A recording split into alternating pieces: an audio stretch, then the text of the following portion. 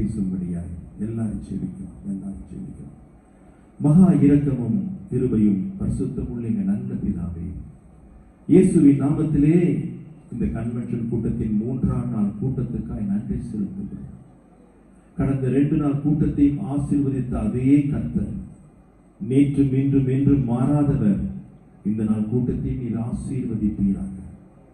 வந்திருக்கிற எங்கள் ஒவ்வொருவரோடு கூட ஆவியானவர் நீர் பேசுவீராக. சபைக்கு என்ன தேவை என்பதை நீர் அறிந்திருக்கிறீங்க.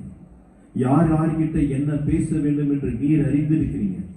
நீர் எங்கள் ஒவ்வொருவரோடு கூட நீர் பேசும். இன்னும் ஒரு விஷயம், இந்த மாலை நேரத்திலே உமது நாமமும் உமது வசனம் மாத்திரம் மகிமைப்படட்டும். துதிகன மகிமை உமைக்கே செலுத்தி ஜெபிக்கிறோம் எங்கள் ஜீவனுள்ள எங்கள் நல்ல பிதாவே. ஆமென் சொல்ல மாட்டீங்களோ? ஆமென் ஆமென். அவன் நீர்க்காலியின் ஓரமாய் நடப்பட்டு தன் காலத்திலே தன் கனியை தந்து இலை உதிராதிருக்கிற மரத்தை போல் இருப்பான். அவன் செய்வதெல்லாம் வாய்க்கும். கடந்த 2 நாட்களும் நீங்கள் செய்வதெல்லாம் வாய்க்க வேண்டும் என்று சொன்னால் நாம் எப்படி ஜீவிக்க வேண்டும் என்று சொல்லி கடந்த 2 நாட்களை நாம் தியானித்தோம். கர்த்தருடைய வேதத்தில் பிரியமாயிருந்து இரவும் பகலும் தியானிக்கிற மனுஷன் பாக்கியவான், அவன் செய்வதெல்லாம் வாய்க்கும். அதற்கு முன்பதாக எப்படி இருந்து தியானிக்க வேண்டும், எப்படி இருந்தால் அவன் செய்வதெல்லாம் வாய்க்கும் என்று சொல்லி முதல் வசனத்திலே சங்கீதக்காரன் சொல்லியிருக்கான். நான் கடந்த 2 நாள் செய்தி, இனி புதுசா வந்தவன் யாரா இருக்கலாம், சுருக்கமாய் சொல்லிவிட்டு நான் இந்த நாள் செய்திக்குள் கடந்து செல்ல ஆவியானவர் நமக்கு உதவி செய்வார். முதலாவது, எப்படி நடக்கக்கூடாது? துன்மார்க்கனுடைய ஆலோசனையிலே நடக்கக்கூடாது. அப்சலோம், அகித்தோப்பேல் துன்மார்க்கமான ஆலோசனை கொடுத்தவனும் கேட்டவனும் அகாலமான மரணத்தை அடைந்தார். நாம் எப்படி நடக்கணும் தெரியுமா? அவருடைய சத்தத்தை கேட்டு அவருக்கு பின்னாலேயே நடப்போம் என்று சொன்னால் நானும் நீங்களும் செய்வதை என் தேவன் வாய்க்க செய்வார். அவர் முன்னால் நடந்து போ, உத்தமனாய் நடந்து போன்னு சொல்லும்போது அவருக்கு முன்பதாக நாம் உத்தமமாய் நடப்போம் என்று சொன்னால் அவன் செய்வதையும் கர்த்தர் என்ன செய்வாரு? வாய்க்க செய்வார். இயேசுவோடு கூட அவருடைய முகத்திலே இணைந்து கொண்டு அவர் கற்றுக் கொடுக்கிற வார்த்தைகளை, சத்தியத்தை கேட்டு அவரோடு இணைந்து நடந்தால் நாம் செய்வதை எல்லாம் தேவன் என்ன செய்வாரு? வாய்க்க செய்வார். நேற்றைய தினத்திலே நாம் தியானித்தோம். எங்கே நிற்கக்கூடாது? பாவியுடைய வழியிலே நிற்கக்கூடாது. ஏன்? பாவியான மனுஷன் மிகுந்த நன்மையை கெடுப்பான். ஆகான் தேசத்தையே கெடுத்தான். ஏலியின் 2 புத்திரர்கள் பிடிவாதமாய் பாவத்திலே நின்று தேவ மகிமை இஸ்ரவேலை விட்டு போகும்படியை செய்தார்கள். நேற்று வரைக்கும் இயேசுவோடு கூட இயேசுவின் பக்கத்தில் நின்றிருந்த யூதாஸ் காரியோத், இயேசுவை கொலை செய்யக்கூட கொலை பாதகர் பாவிகளோடு கூட நின்று கொண்டு இயேசுவை காட்டி கொடுத்தார். 3 பேருடைய முடிவு நாம் என்னவென்று நேற்று தியானித்தோம். அப்போ நாம் எப்படி செய்யணும்? பாவியுடைய வழியிலே நில்லாமல் பாவத்துக்கு எதிர்த்து நிற்க திராணி உள்ளவர்களாய் நாம் மாற வேண்டும். அதற்காக தான் நேற்று சர்வாயுதத்தை எப்படி தரித்துக் கொள்ள வேண்டும், எந்தெந்த ஆயுதம் நம்முடைய வாழ்க்கையில எப்படியெல்லாம் நமக்கு உதவி செய்யும், அதை தரித்துக் கொள்ளும் பொழுது நாம் எல்லாவற்றையும் முடித்து பாவத்துக்கு எதிர்த்து நின்று இயேசு வருகையிலே அவருக்கு முன்பதாக நிற்க ஒரு திராணி உள்ள மனுஷனாய் மாற்றும் என்று சொல்லி நேற்று தினத்திலே நாம் தியானித்தோம். இன்றைக்கு 3வது என்ன சொல்லப்பட்டிருக்கிறது? பரிகாசக்காரர் உட்காரும் இடத்தில் உட்காராமலும். நல்ல கவனிங்கள். நீங்க துன்மார்க்கமான ஆலோசனை நடக்க ஆரம்பிச்சீங்கன்னா நேரம் எங்க போய் நிற்பீங்க? பாவியின் வழியில நிற்பீங்க. அப்புறம் எங்க உட்கார்ந்துருவீங்க? அங்க உட்கார்ந்துருவீங்க. அதுக்கப்புறம் நம்முடைய முடிவு, அதான் சங்கீதக்காரன் மிக அழகாய் சொல்லுகிறான், என் மகனை எனக்கு எப்படி இருந்தான்? துன்மார்க்கமாக இருந்தான். ஆகையால் அப்படி நடக்காதீங்க. அப்படியே போய் எங்க நிக்காதீங்க? பாவி இடத்துல போய் நிக்காதீங்க. அப்புறம் நிக்காம எங்க உட்காரவும் செய்யாதீர்கள். அப்பொழுது நீங்கள் செய்வதெல்லாம் வாய். நேற்று வரைக்கும் இயேசுவோடு கூட சீஷர்கள் இருந்தார்கள். பேதுருவும் இயேசுவோடு கூட தான் இருந்தார். இன்னும் சொல்ல போனால் நெருங்கிய உறவிலே பேதுரு, யோவான், யாக்கோப் எப்பவுமே இருப்பார்கள். மலையின் மேல் ஏறி மறுரூபமாகும் போதும் யோவான், யாக்கோபு பேதுருவை கூட்டிக் கொண்டு சென்றார். கெத்செமனே தோட்டத்தில் எல்லாரும் போனார்கள். மற்றவர்களை எல்லாம் நிறுத்திவிட்டு பேதுரு, யோவான், யாக்கோபை மாத்திரம் எங்க கூட்டிக் கொண்டு போனாரு? ஜெபிக்கும்படியா. ரொம்ப க்ளோஸ் சர்க்கிள் இருந்தவர். இப்போ எங்க உட்கார்ந்துருக்காங்க தெரியுமா? வாசிக்கலாம். மத்தேயு எழுதின சுவிசேஷம் 26ஆம் அதிகாரம் 67, 68, 69 வசனத்தை வாசிங்கள். அப்பொழுது அவருடைய முகத்தில் துப்பி, இயேசுவின் முகத்திலே துப்பி அவரை குட்டினார்கள். அவரை கொட்டினார்கள். சிலர் அவரை கன்னத்தில் அறைந்து, சிலர் அவரை கன்னத்திலே அறைந்து, கிறிஸ்துவே உம்மை அடித்தவன் யார்? உம்மை அடித்தவன் யார்? அதை ஞான திருஷ்டியினால் எங்களுக்கு அதை ஞான திருஷ்டியினால் எங்களுக்கு சொல்லும் என்று சொல்லி அவரை பரிகாசம் பண்ணுகிறார்கள். துப்புறார்கள், அடிக்கிறார்கள், கண்ணை கட்டி விட்டார்கள். இப்ப யார் அடிச்சா சொல்லு, உங்களுக்கு தெரியுமா? ஞான திருஷ்டி தெரியுமா? சொல்லு என்று சொல்லி பரிகாசம் பண்ணுகிறார்கள். அடுத்த வசனம். அந்த தருணத்தில் பேதுரு வெளியே வந்து அரண்மனை முற்றத்தில் உட்கார்ந்திருந்தான். அரண்மனை முற்றத்திலே உட்கார்ந்திருந்தான். அப்பொழுது வேலைக்காரி ஒருத்தி அவனிடத்தில் வந்து நீயும் கலிலேயனாகிய இயேசுவுடனே கூட இருந்தாய் என்றாள். போதும். பேதுரு எங்க உட்கார்ந்திருந்தான் தெரியுமா? இவர்களை போல பரிகாசம் பண்ணக்கூடிய கூட்டத்திலே உட்கார்ந்து குளிர் காய்ந்து கொண்டிருக்கிறான். அவன் எங்க உட்கார்ந்திருக்கணும்? எங்க இருக்கணும்? எங்க இருக்கிறான்? பரிகாசம். நல்ல கவனிங்கள். இயேசுவை விட்டு விலகுவோம் என்று சொன்னால் நம்முடைய வாழ்க்கையின் முடிவு பரிதாபம். என்ன தெரியுமா சொன்னா? இயேசுவை நான் அறியேன், சத்தியமும் சபிக்கவும் செய்தாங்க. ஒரு ஷார்ட் பீரியட்ல எந்த நிலைக்கு போயிட்டான் பாத்தீங்களா? எவ்வளவு தூரம் மறுதலிக்கக்கூடிய நிலைக்கு போயிட்டான் பாத்தீங்களா? இயேசு சத்தியமா தெரியாது அவனுக்கு. 3 வருஷம் ஒன்னா ஊழியம் செய்யும் போது 5 அப்பம் 2 மீனை எத்தனை கூடை மீதம் எடுத்தார்கள்? ஒரு கூடையை வீட்டுக்கு கொண்டு போயிருக்க மாட்டானா? நிச்சயமா கொண்டு போயிருப்பான். காண ஒரு கல்யாணத்துல 6 கச்சாடி நிறைய சாதாரண தண்ணீரை என் தேவன் ருசி உள்ளதாய் மாற்றினார். கண்டிப்பா மிந்து இருக்கும். மிந்ததை அவன் பாட்டில ஊத்தி வீட்டை வச்சு குடிச்சிருப்பான். அற்புதங்களை பார்த்தவன், அதிசயங்களை பார்த்தவன் ஒரு பிராக்ஷன் ஆஃப் செகண்ட் என்ன சொல்லிட்டான் தெரியுமா? நான் அவனை அறியேன். மரியாதையே இல்லை. சத்தியமா எனக்கு அவர் யாருன்னே தெரியாது. ஏன்? அவன் உட்கார்ந்த இடம் சரி. நீ உட்கார இடம் சரியா இருந்தால் நீ மறுதலிக்கிறவனாய் இருக்க மாட்டாய், ஆண்டவரை மகிமைப்படுத்தக்கூடிய மனிதனாய் வாழ்வார். நம்ம எங்க உட்கார்ந்து இருக்கிறோம்? எந்த சூழ்நிலையில உட்கார்ந்து இருக்கிறோம்? யார் இடத்துல உட்கார்ந்து இருக்கிறோம்? கொஞ்சம் யோசிக்கணும். இன்னைக்கு நாம் யோசித்து எங்க உட்காரணும் அதை நாம் கற்றுக்கொள்ள வேண்டும். கொஞ்ச நேரத்துல பிராக்ஷன் ஆஃப் செகண்ட் ஒரு பொண்ணு கேட்ட உடனே மறுதலிச்சு. சபையை தயவு செய்து நீ உட்கார இடத்தை நீ மாற்றிக்கோ. இடத்தை மாற்றிக்கோ. இரண்டாவது, யாக்கோபு தன் மனைவிகளை கூட்டிக் கொண்டு புறப்பட்டு விட்டான் மாமனார் வீட்டை விட்டு. வீட்டை விட்டு புறப்படும் போது ராகேல் லாபானுடைய சொரூபங்களை திருடி கொண்டான். வீட்டுல வந்து பார்த்தான் லாபான். என்னடா சொரூபத்தை காணும்? துரத்துறான் யாக்கோபை. யாக்கோபை கண்டுபிடித்து விட்டான். நீ போகும்போது என்கிட்ட சொல்லாம போவது என்ன? என் பெண்களை நான் முத்தம் கொடுத்து அனுப்பியிருப்பேனே அப்படின்னு சொல்லிட்டு, சரி கிளம்பும் போது நீ ஏன் என்னுடைய சொரூபங்களை திருடி கொண்டு சென்றாய் என்று கேட்டான். யாக்கோபு உண்மை யாக்கோபுக்கு தெரியாது. அவன் சொல்றான், நான் திருடவில்லை, நாங்க யாரும் திருடவில்லை, நீ எல்லாத்தையும் என்ன செஞ்சு பார்த்துக்கொள், தேடி பார்த்துக்கொள். அவன் எல்லாரும் கூடத்தையும் தேடுகிறான். இப்ப கடைசி யார் கூடத்துக்கு வந்தான்? ராகேலின் கூடத்துக்கு வந்தான். வாசிப்போம் 31ஆம் அதிகாரம் 34ஆம் வசனத்தில். ராகேல் அந்த சுரூபங்களை எடுத்து ஒட்டகத்தின் சேணத்தின் கீழ் வைத்து அதின் மேல் உட்கார்ந்திருந்தால் லாபான் கூடாரம் எங்கும் தடவி பார்த்து அவர்களை கண்டுபிடிக்கவில்லை. போதும். என்ன செஞ்சு விட்டால் திருடுனால் அந்த திருட்டு என்ன செஞ்சால் ஒளித்து வைத்தால், ஒளித்ததுக்கு மேல என்ன செஞ்சிட்டா உட்காந்துக்கிட்டான். கேட்டா சொல்றா பாருங்க, திருடின பிற்பாடு உட்கார்ந்து ஒளியிறது ஒரு அனுபவம். மூன்றாவது பொய் சொல்லுகிறார். என்ன சொல்கிறார்? பெண்களுக்கான வழிபாடு இல்ல, அவர் கற்பம் தரித்து இருக்கிறார். இன்னும் கொஞ்ச நாள்ல பென்யமீனை பெற்றெடுக்க போகிறார். பொய், திருட்டு, பொய், மறைக்கிறது, மூடி வைக்கிறது. முடிவு தெரியல, அவர் பெத்லகேமுக்குள் நுழையவே இல்லை. நுழைவதற்கு முன்பதாகவே மரித்து விட்டார். மற்ற எல்லா சடலங்களும் ஆபிரகாம் வாங்கின கல்லறையிலே வைத்தார்கள். இவள் பாடி மாத்திரம் எங்க போல தெரியுமா? ஆபிரகாம் கல்லறைக்கு போக. ஏன்?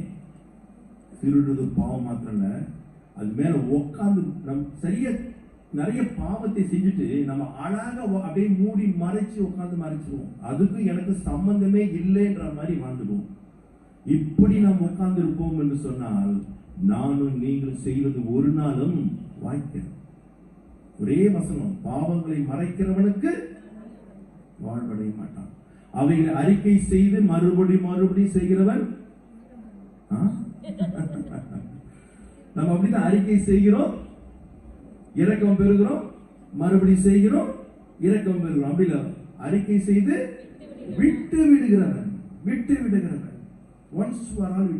இந்த கன்வென்ஷனோடு கூட நேற்று 2 நாள்ல பேசின என்னென்ன காரியங்கள், யார் யாருக்கு ஆவியானவர் என்னென்ன பேசினாரோ அந்த காரியத்தை நாம் விட்டு விடுவோம் என்று சொன்னால், இன்றைக்கும் ஆவியானவர் பேசுற வார்த்தையை கேட்டு நாம் விட வேண்டியதை விட்டு விடுவோம் என்று சொன்னால், ஒன்று நிச்சயம், நானும் நீங்களும் கையிட்டு செய்கிற காரியத்தை கர்த்தர் என்ன செய்வாரு? வாய்க்கச்சு. பரிகாசக்காரனா யார்? சும்மா கிண்டல் கேலி பண்றோம்னா? பைபிள் அப்படி விளக்கம் கொடுக்கு. பைபிள் சொல்லுது, வாசிக்கலாம். நீதிமொழிகளின் புஸ்தகம் 21ஆம் அதிகாரம் 24ஆம் வசனத்தை வாசிங்கள். நீதிமொழிகள் 21:24. அகங்காரமும் இடுப்பும் உள்ளவனுக்கு இடுப்பா? எல்லாருக்கும் இடுப்பு இருக்குமா? இடுப்பு உள்ளவனுக்கு பரியாசக்காரன் என்று பெயர். யாருக்கு? இங்கிலீஷ்ல படிச்சு பாத்தீங்கன்னா pride and arrogant. பெருமை உள்ளவனும் முரட்டாட்டம் பண்ணுகிறவனும் யார் தெரியுமா? கர்த்தருடைய பார்வையில பரியாசக்காரன். நம்ம எங்க உட்கார கூடாது? அவன்கிட்ட உட்கார கூடாது. வேதத்திலேயே என் தேவன் எதிர்த்து நிற்கிறது யாருக்கு தெரியுமா? ஆண்டவரை எதிர்த்து நிற்கிறது யாருக்கு தெரியுமா? பெருமை உள்ளவன். தேவனை ஆராதிக்கும்படியாய் எசேக்கியேல் 28 வீட்டிலே வாசிங்கள். அவன் கையை அசைச்சா ஒரு சவுண்டு, இப்படி ஒரு கையை அசைஞ்சா ஒரு சவுண்டு, நடந்தா ஒரு சவுண்டு. அவன் மொத்தமே ஒரு இசையாக இருந்தான். அவன் பெருமை வந்தது நிமித்தமாய் என் தேவன் அவனை எங்கே தள்ளினார்? கீழே தள்ளி இப்ப பிசாசா இருக்க. தயவு செய்துங்க, இந்த பெருமை இருக்கு பாத்தீங்களா, நம்முடைய வாழ்க்கையில சகலத்தையும் கெடுத்து விடும். இருக்கிறதுலே மோசமான பாவம் எது தெரியுமா? பெருமை தான். எங்க ஊர் சபையெல்லாம் பாத்தீங்கன்னா சில பேர் சொல்லுவாங்க, நிறைய சபையில சொல்லுவாங்க, நான் இல்லைன்னா இந்த சர்ச்சை இல்லை, நான் நினைச்சேன்னா இந்த சபையை பூட்டிடுவேன், நான் நினைச்சேன்னா ஆராதனை நடக்க விடாமல் பண்ணிடுவேன், நான் தான் எல்லாம். இப்படி பேசுகிற ஒருவனும் ஒருத்தியும் பரலோகத்துக்கு போக முடியாது. அவன் செய்வது எதுவும் வாய்ப்பு. பெருமை இருக்கவே கூடாது. பெருமை உள்ளவனுக்கு ஒரு நாளும் ஒருபொழுதும் என்ன கர்த்தர் கொடுக்க மாட்டார் தெரியுமா? கிருபையே கொடுக்க மாட்டார். யாருக்கு தான் கொடுப்பாரு? தாழ்மையா இருக்கிறவனுக்கு அளவில்லாமல் கொடுப்பார். பெருமை உள்ளவனுக்கு அவர் இவன் தான் பரியாசக்காரன் பைபிள் சொல்லுது. நல்லா கவனி, கொஞ்சம் யோசித்து பாருங்க. இயேசு பரலோகத்திலே பிதாவுக்கு ஈக்குவலாக இருந்தவர். 2 பேருக்கும் ஒரே சாயில இருந்தவர்கள். அதை அவர் கொள்ளையாடின பொருளாக எண்ணாமல் அடிமையின் ரூபம் எடுத்து மனித அவதாரம் எடுத்து சிலுவையில் மரண பரியந்தம் கீழ்ப்படிந்தவரை தன்னை தாழ்த்தினார்கள். கொஞ்சம் யோசிச்சு பாருங்களேன். பிதாவும் இயேசுவும் ஒண்ணு, 2 பேரும் ஈக்குவல். அந்த நிலையை பரலோகத்தை விட்டு இறங்கி என்ன எடுக்கிறாரு? அடிமையின் ரூபத்தை எடுக்கிறார். அதை தொடர்ந்து மனித அவதாரம் எடுத்து ஒரு நாள் இல்ல, 2 நாள் இல்ல, வாழ்ந்த அத்தனை நாளும் அவர் தாழ்மை உள்ளவராகவே வாழ்ந்தார். Lord become man. ஆனா இன்னைக்கு மேன் பிகம் லார்ட் லவ்தாஸ். இதான் பிரச்சனை, சபையில தான் பிரச்சனை. சாதாரண மனுஷன் தான் ஏதோ பெரிய லார்ட் லவ்தாஸ் மாதிரி சபையில அநேக ஆட்டத்தை போட்டுக் கொண்டிருக்கிறார். அநேக சபையில ஊழியர்கள், ஐயர்மார்கள் ஊழியம் செய்ய விடாமல் தடை செய்து கொண்டு தாங்கள் வச்சுதான் சட்டம் என்று அதிகாரம் பண்ணி கொண்டிருக்கிறார்கள். இவர்கள் செய்வது ஒன்றும் வாய்க்காது. நிச்சயமாய் ஒரு பரலோகத்துக்குள் போகவும் முடியும். கிருபை ஒரு நாளும் கிடைக்காது. நாம் எந்த அளவுக்கு தாழ்த்துகிறோமோ அவ்வளவு கிருபை. சோ அப்படிப்பட்ட மக்களோடு கிட்ட நம்ம என்ன செய்யக்கூடாது? உட்காரக்கூடாது. இரண்டாவது, அரகண்ட், முரட்டாட்டம் பிடித்தவர்கள், கடின இருதயம் உள்ளவர்கள். கடின இருதயம் உள்ளவர்கள் எவ்வளவுதான் சொன்னாலும் கடுகளவும் அவன் வாழ்க்கையில என்ன இருக்காது தெரியுமா? மனமாற்றமே இருக்காது. செவிடங்காதுல சங்கூதுரா மாதிரி தான். சங்கீதக்காரன் சொல்லுவோம் பாத்தியா, பாம்பாட்டி எவ்வளவுதான் வினோதமாய் ஊதினாலும் தன் காதை அடைத்துக் கொள்ள கொண்டிருக்கிற செவிட்டு விரிலே போல இருக்காது என்று வேதம் சொல்லுது. அவன் காதில் என்ன சங்கு ஊதினாலும் சரி, என்ன சத்தியம் சொன்னாலும் சரி, அவன் இடும்புள்ளவன், அரகண்ட். நீ என்னடா சொல்றது, நான் என்ன கேட்கிறேன். இவர்கள் தான் வேதத்தின்படி பரியாசக்காரர். இவர்கள் தான் பரியாசக்காரர். சங்கீதம் 95 சங்கீதம் 8 வசனத்துல, இன்று அவருடைய சத்தத்தை கேட்பீராயில் வனாந்திரத்திலே கோபம் மூட்டியது போலவும் சோதனையின் நாளில் நடந்து போலவும் உங்கள் இருதயத்தை கடினப்படுத்தாதிருங்கள். கடினப்படுத்தாதிருங்கள். போன் பேசுறதுமா, கடினப்படுத்தாதிருங்கள். ஐயா கொஞ்சம் யோசித்து பாருங்கள். யூதர்கள் வணங்கா கழுத்துள்ளவர்கள். யார் சொன்னா? ஆண்டவரே சொன்னார். அவர்கள் கூட பெந்தேகோஸ்து நாளே பேதுரு எழுந்து பிரசங்கம் பண்ண போது வசனம் அவன் இருதயத்தை என்ன செஞ்சுச்சா? குத்தினது. யோசித்து பாருங்க. வணங்கா கழுத்துள்ள இருதயம் கூட இன்னைக்கு எப்படி இருக்கு? சதையா இருக்குது, குத்துச்சு. ஆண்டவமாரே நான் ரட்சிக்கப்பட என்ன செய்யணும் கேட்டு ஒரே நாளிலே 3000 பேர் ரட்சிக்கப்பட்டார்கள். இன்னைக்கு 3000 பிரசங்கம் பண்ணாலும் ஒருவன் ரட்சிக்கப்படுவது அரிதான காரியம். ஏன் தெரியுமா? அவன் இருதயம் எப்படி இருக்கு? கடின இருதயம். ஐயா, ஒரு குண்டூசி எடுத்து அப்படி குத்துறனா உள்ள போகும். அதே குண்டூசி எடுத்து செவுத்துல குத்துறனா குண்டூசி தான் வளையும். வர்ற வார்த்தை உனக்குள்ள போய் கிரிய செய்ய இடம் கொடுக்கிறாயா, இல்ல உன்னை குத்தி வார்த்தை ரீபவுண்ட் ஆகி திரும்பி போயிட்டு? இப்படிப்பட்ட ஜனங்கள் இன்றைக்கும் கிறிஸ்துவத்திலும் இருக்கிறார்கள், சபையிலும் இருக்கிறார்கள், இன்னும் சொல்ல போனா பதவியிலும் இருக்கிறார்கள். இப்படிப்பட்ட ஜனத்தோடு நாம் என்ன செய்யக்கூடாது? உட்காரக்கூடாது. இவர்கள் ஒரு பரியாசக்கார கூட்டம், அவங்க உட்காரக்கூடாது. என் ஆவி கெட்டுவிடும், என் ஆவி கெட்டுவிடும். அதான் சங்கீதக்காரன் சொல்லுறான், அந்த பரிகாசத்துக்கு என்ன செய்யாத? உட்காராது. சேராதன்னு பைபிள் வாசனை இல்லை, உட்காராது. இரண்டாவது பரிகாசக்காரன் யாரு? 2 பேதுருவின் புஸ்தகம் 3ஆம் அதிகாரம் 3-4 வசனங்களை வாசிங்கள். முதலாவது நீங்கள், முதலாவது சபையே, முதலாவது ஃபர்ஸ்ட் நீங்கள் அறிய வேண்டியது என்னவென்றால், கடைசி நாட்களில் பரிகாசக்காரர்கள் வந்து தங்கள் சுய இச்சையின்படியே நடந்து, எப்படி நடப்பார்களா? தங்கள் சுய இச்சைகளின்படியே நடந்து, அவர் வருவார் என்று சொல்லுகிற இயேசு கிறிஸ்து மறுபடியும் வருவார் என்று சொல்லுகிற வாக்குத்தத்தம் எங்கே? பிதாக்கள். போதும். அவன் எப்படி பேசுவானா? இவன் யார் தெரியுமா? வெளியாள் இல்ல, சபையில சொன்னான். அவர் வருவார் வருவார் சொன்னாங்களே, அவர் எங்கே? காரணம், அவர் எப்படி நடக்கிறார்களாம்? தங்கள் சுய இச்சைகளின்படியே நடந்து இந்த வேதத்தின் வசனத்தை என்ன செய்கிறார்கள்? மறுதலிக்கிறார்கள். பெங்களூர்ல 3 வருஷம் பைபிள் காலேஜ் முடிச்சு படிக்கிற மாணவர்களுக்கு எல்லாம் ஒரு கான்வெகேஷன் வச்சாங்க. அதுல ஒரு தேவ மனிதர் செய்தி கொடுத்தார். செய்தி கொடுத்துட்டு அவர் தான் தங்கியிருந்த அறைக்கு போன பிற்பாடு ஒரு அநேக படித்து 3 வருஷம் படித்து முடித்த மாணவர்கள் அவரை போய் தனியாக சந்தித்து பேசினார்கள். நல்ல கவனிங்கள், 3 வருஷம் பைபிள் காலேஜில் படித்தவர்கள் அந்த ஊழியக்காரத்தை கேட்டாங்கன்னா, ஐயா இயேசு மறுபடியும் வருவாரா, அது உண்மைதானா? யார் கேட்கிறா? படிச்சாங்க. என்ன படிச்சாங்க, என்ன சொல்லி கொடுத்தாங்க? எனக்கு கடைசி காலம் அப்படிதான் இருக்கு. உலகத்தில் எவனுக்குமே இல்லாத மகிமையின் நம்பிக்கை நம்ம கொண்டுதான் இருக்கு. இயேசு சீக்கிரம் வரப்போகிறார், நாம் அவருக்கு எதிர்கொண்டு போக போகிறோம். எத்தனை பேர் ஆமீன்? வாய் சத்தமே இல்லையே. வரணுமே, சொல்லாமே வரணுமே. அந்த மகிமை நம்பி வேற யாருக்கும் கிடையாது, எனக்கும் உங்களுக்கும் கர்த்தர் கொடுத்திருக்கிறார்.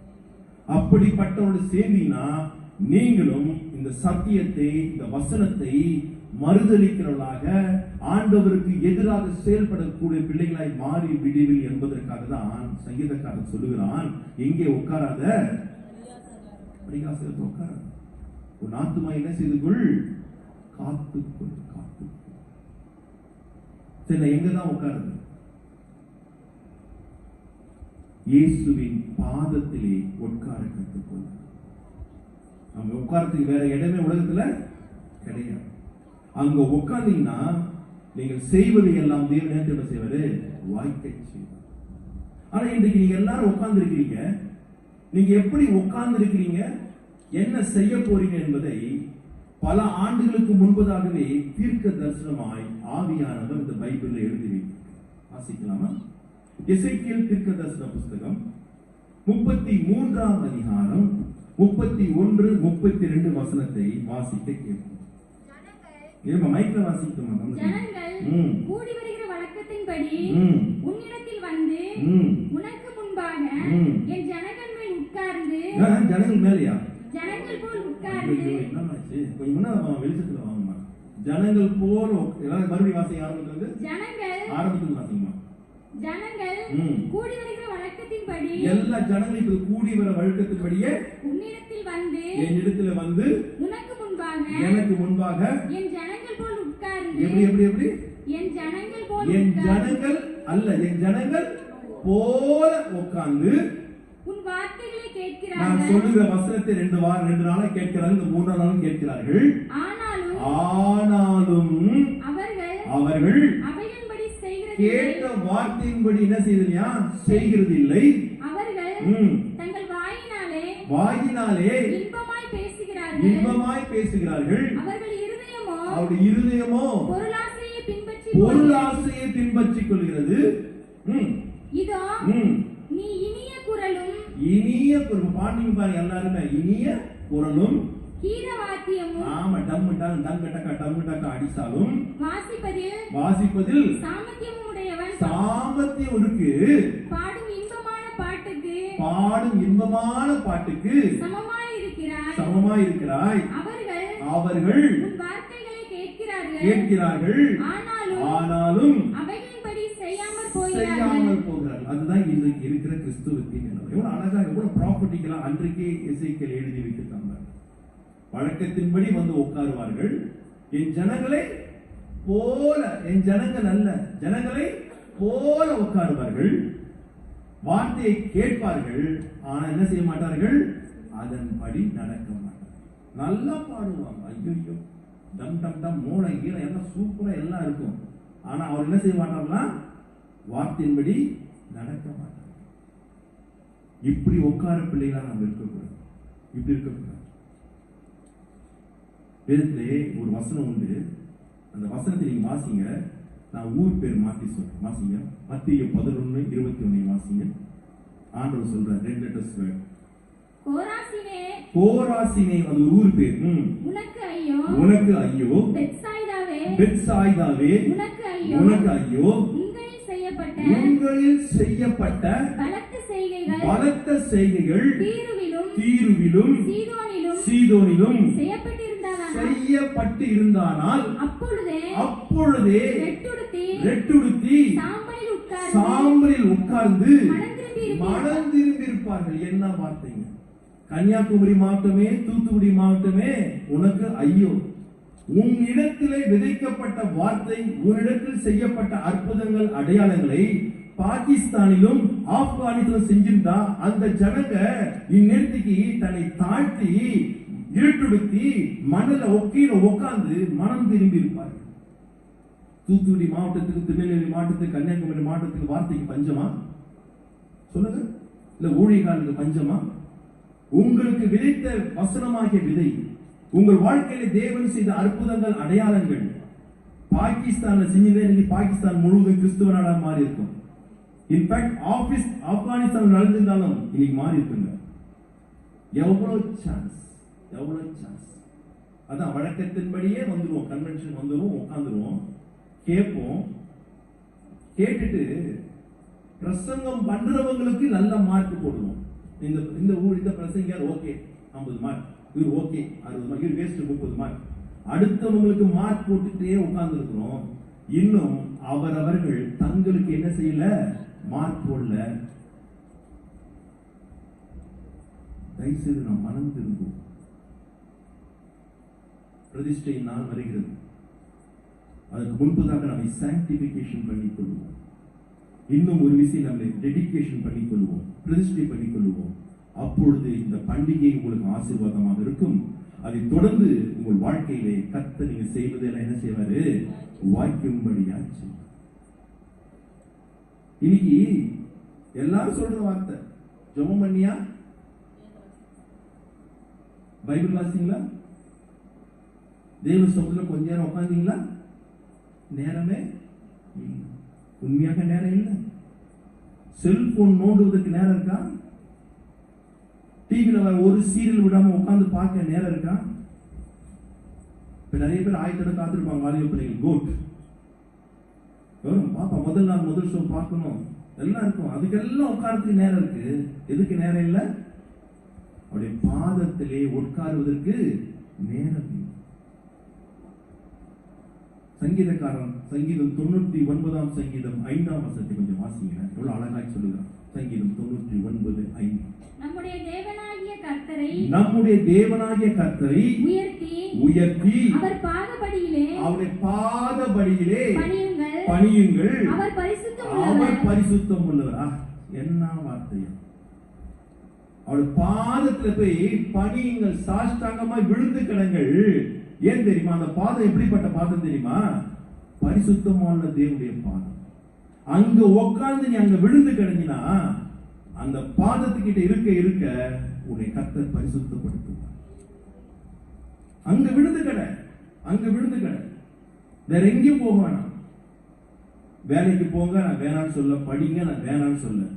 இதற்கு மத்தியில இருக்கக்கூடிய நேரத்தை அந்த பாதத்திலே செலவு செய்தால், நீங்கள் கையிட்டு செய்கிற ஒவ்வொரு காரியத்தையும் தேவன் என்ன செய்வார் தெரியுமா? வாய்க்கை செய்வார். எங்க அப்பா கோயிலை காலட்சேபம் பண்ணக்கூடியவர். நான் நேற்று சொன்னேன், அடிக்கடி சொல்லுவார், 3333 கோடி தேவர்கள் உண்டு. அது எத்தனை கோடி இருந்தாலும் சரி, பரிசுத்தம் என்கிற வார்த்தைக்கு பாத்திரமான ஒரு தெய்வம் அதில் கிடையாது. ஆனால் நாம் ஆராதிக்கிற தேவன் யார் தெரியுமா? மகா பரிசுத்தம் உள்ள தேவன். சத்தமே இல்லையே. நான் சொல்லாமே கேட்கிறோம். உலகத்திலே பரிசுத்தம் என்கிற வார்த்தைக்கு பொருத்தமான ஒரு தெய்வம் யாரு சொன்னா, நாம் ஆராதிக்கிற தேவன். கரங்களை தட்டி இந்த தேவனை மகிமைப்படுத்தலாமா? இதெல்லாம் சபை கேட்காம செய்யுங்க. வாய்க்கிறது ஆமேன்னு சொல்லுவோம். ஆமேன், என் தெய்வத்தை போல பரிசுத்தம் இல்லை என்று சொன்னா ஆமேன் அல்லேலூயா வரணுமா வேணாமா? நேபுகாத்நேச்சர் செஞ்சு வச்ச சிலை, நிக்க வச்ச சிலை, உட்கார்ந்து வச்ச சிலை மாதிரி உட்கார்ந்து கூடாது. செயல்படணும். அந்த வசனத்துக்குள்ள வரணும். அந்த பாதத்தில் விட. ஏன் தெரியுமா? அவர் யார் தெரியுமா? பரிசுத்தம் உள்ளவர். ஐயா, அந்த மகா பரிசுத்தம் உள்ள தேவனுக்கு உட்காருவதற்கு அவருக்கு நேரம் இருக்குதுங்க. இப்ப யாருக்கு நேரம் இல்ல? யாருக்கு நேரம் இருக்கு? அந்த சராசரத்தை படைத்த தேவாதி தேவனுக்கு நேரம் இருக்கு உட்கார. ஆனா இது யாருக்கு நேரம் இல்ல? ஆண்டவர் சொல்லுகிறார், வாசிக்கலாம். மல்கியா தீர்க்கதரிசன புஸ்தகம் 3ஆம் அதிகாரம் 3ஆம் வசனத்தை வாசியுங்கள். மல்கியா 3:3. எவர் இயேசு உட்கார்ந்து எவன் கேட்டவன ஒன்று நீங்க சொல்றீங்க. தேவாதி தேவன் உட்கார்ந்து வெள்ளியை புடமிட்டு சுத்திகரித்துக் கொண்டிருப்பார். சுத்திகரித்துக் கொண்டிருப்பார். அவர் லேவியின் புத்திரரை சுத்திகரிப்பார். அவர்கள் கர்த்தருடையவர்களாய் இருக்கும்படிக்கு நீதியாய் காணிக்கை செலுத்தும்படிக்கு அவர்களை பொன்னை போலவும் வெள்ளியை போலவும் புடமிடுவார். போதும் பாருங்க, அவர் உட்கார்ந்து சுத்திகரிக்கிறார். எதற்காக? நானும் நீங்களும் கர்த்தருடையவர்களாய் மாறுவதற்காக. இரண்டாவது, நீதியாய் காணிக்கை செலுத்தும்படியாக. உன்னை காணிக்கை பணம் நினைச்சுக்காதீங்க, நாங்க வர வசனம் வருது. முதல்ல எதுக்காக அவர் சுத்திகரிக்கிறார் தெரியுமா? நான் நீங்கள் எப்படி மாற வேணும்? கர்த்தருடையவர்களாக அவரை போல மாறுவதற்கு அவர் உட்கார்ந்து ஒரு வெள்ளியையும் ஒரு பொன்னையும் சுத்திகரிப்பது போல நம்மை சுத்திகரிக்கிறதுக்கு அவர் உட்கார்றார். நீ பைபிள் நல்லா வாசித்து பாத்தீங்கன்னா, சாமுவேல், குட்டி சாமுவேல் ஆலயத்தில் தூங்கி கொண்டிருக்கிறான். அங்க வசனம் சொல்றது, கர்த்தர் நின்று சாமுவேலே சாமுவேல் என்று கூப்பிட்டார். புதிய ஏற்பாட்டுல பவுல் கிட்ட ஆண்டவர் கர்த்தர் வந்து நின்று, பவுலே நீ பயப்படாதே, எருசலேமிலே என்னை குறித்து நீ சாட்சி கொடுத்தது போல ரோமாபுரியிலும் கொடு என்று சொல்லி வசனம் இருக்கு. நின்று இங்க என்ன செய்யறாரு? உட்கார்ந்து. ஐயா, உட்கார்ந்து அர்த்தம் என்னங்களா? நீண்ட நேரம் ப்ராசஸிங் செய்யக்கூடிய காரணம். நின்று ஒரே நிமிஷம் வார்த்தை சொல்லிட்டு போயிட்டாரு.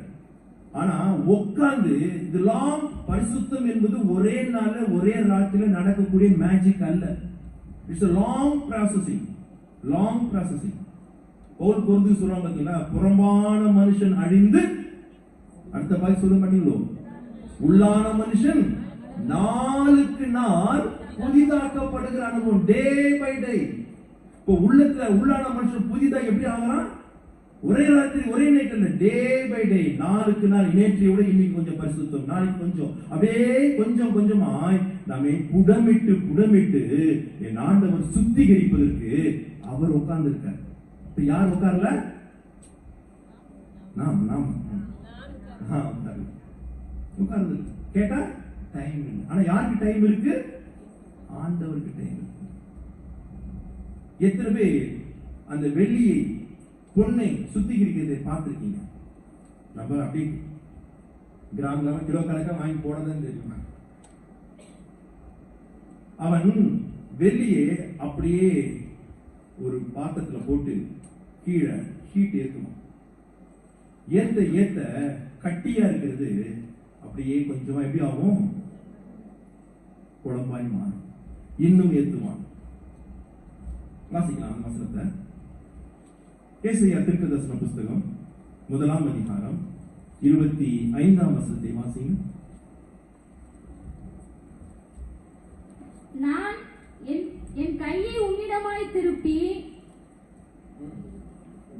உன் களிம்பு நீங்க உன்னை சுத்தமாய் புடமிட்டு உன் ஈயத்தை எல்லாம் நீக்குவேன். என் கையை உன்னிடமாய் திருப்பி அந்த ஈயன்றது தேவையில்லாத காரியங்களை நீக்கும்படி ஆண்டவர் செய்வார். அந்த வெள்ளியை உருக்க கொஞ்சம் கொஞ்சமா மேல என்ன வரும் தெரியுமா? அந்த ஈயம் அப்படியே வந்துகிட்டே இருக்கும். அதை எடுப்பான், திருப்பி கொதிக்க வைப்பான், திருப்பி அந்த ஈயத்தை எடுப்பான், திருப்பி கொதிக்க வைப்பான், திருப்பி அந்த ஈயத்தை எடுப்பான். எது வரைக்கும் தெரியுமா எடுப்பான்? அந்த ஆசாரி தன் முகம் அந்த வெள்ளியில தங்கத்துல கிளியரா தெரிகிற வரைக்கும் புடமிட்டுக் கொண்டிருப்பான்.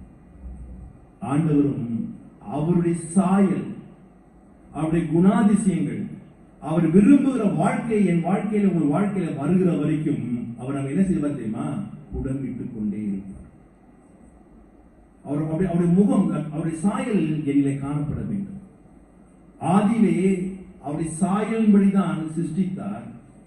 ஆனால் அந்த சாயலை ஆதாம் எழுந்து போனான். மறுபடியும் அந்த தேவ சாயல் நமக்குள்ள வருகிற வரைக்கும் ஆண்டவர் என்ன சுத்திகரித்துக் கொண்டே இருப்பார். சுத்திகரித்துக் கொண்டே இருப்பார். ஏன் சுத்திகரிக்கிறார்? ஏன் களிம்பெல்லாம் எடுத்துட்டே இருக்கார்? ஞானி சொல்லுகிறான். நீதிமொழி புஸ்தகம் 25ஆம் அதிகாரம் 4ஆம் வசனம் வாசிங்க.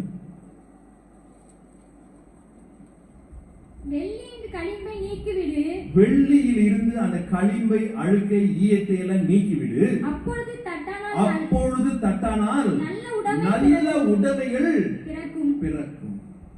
அந்த களிம்பை எடுத்தாதான் அது கால்ல கொலுசா மாறும்.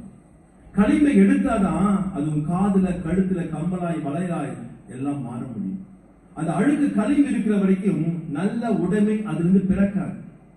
சோ உனக்குள்ளும் எனக்குள்ளும் நல்ல உடைமைகள், நல்ல குணாதிசயங்கள், நல்ல காரியங்கள் ஆண்டவருக்கு பிரயோஜனமான பாத்திரமாய் மாறுகிற வரைக்கும் ஆண்டவர் நம்ம என்ன செய்வாரு? உடம்பிட்டுக் கொண்டே இருப்பார். எப்படிப்பட்ட பாத்திரமாய் மாற வேண்டும் என்று ஆண்டவர் விரும்புகிறார் தெரியுமா? 2 தீமோத்தேயு புத்தகம் 2ஆம் அதிகாரம் 21ஆம் வசனத்தை வாசிங்கள். 2 தீமோத்தேயு 2ஆம் அதிகாரம் 21ஆம் வசனம்.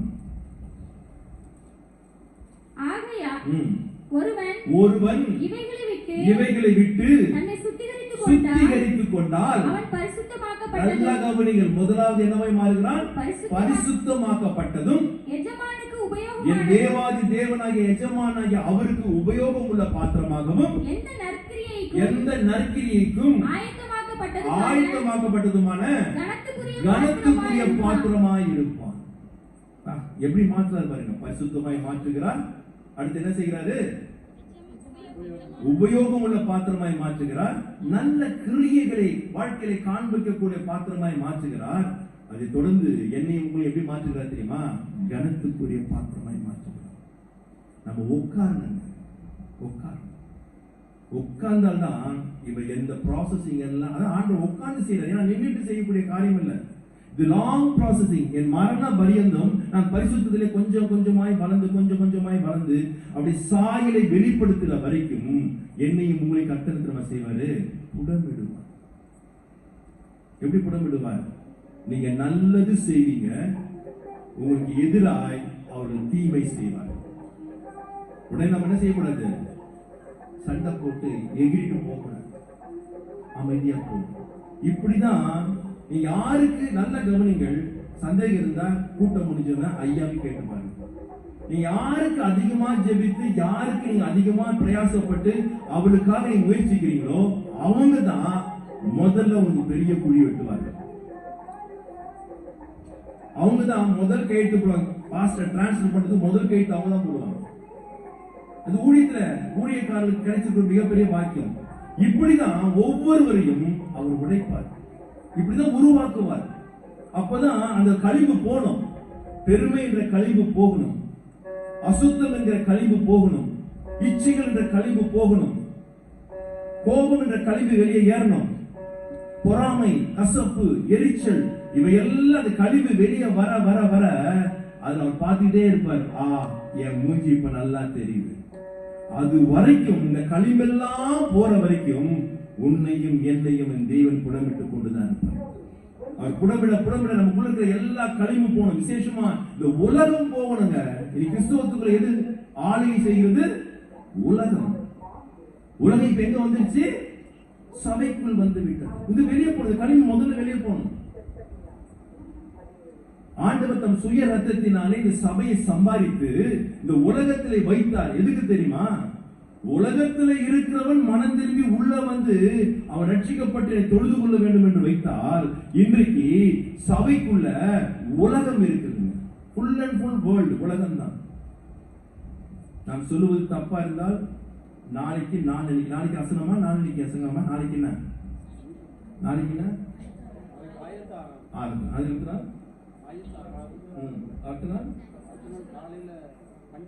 பண்டிகை அப்புறம் பண்டிகை ஆராதனைக்கு பாருங்க, ஜனம் ஜெயின்னு வரும்.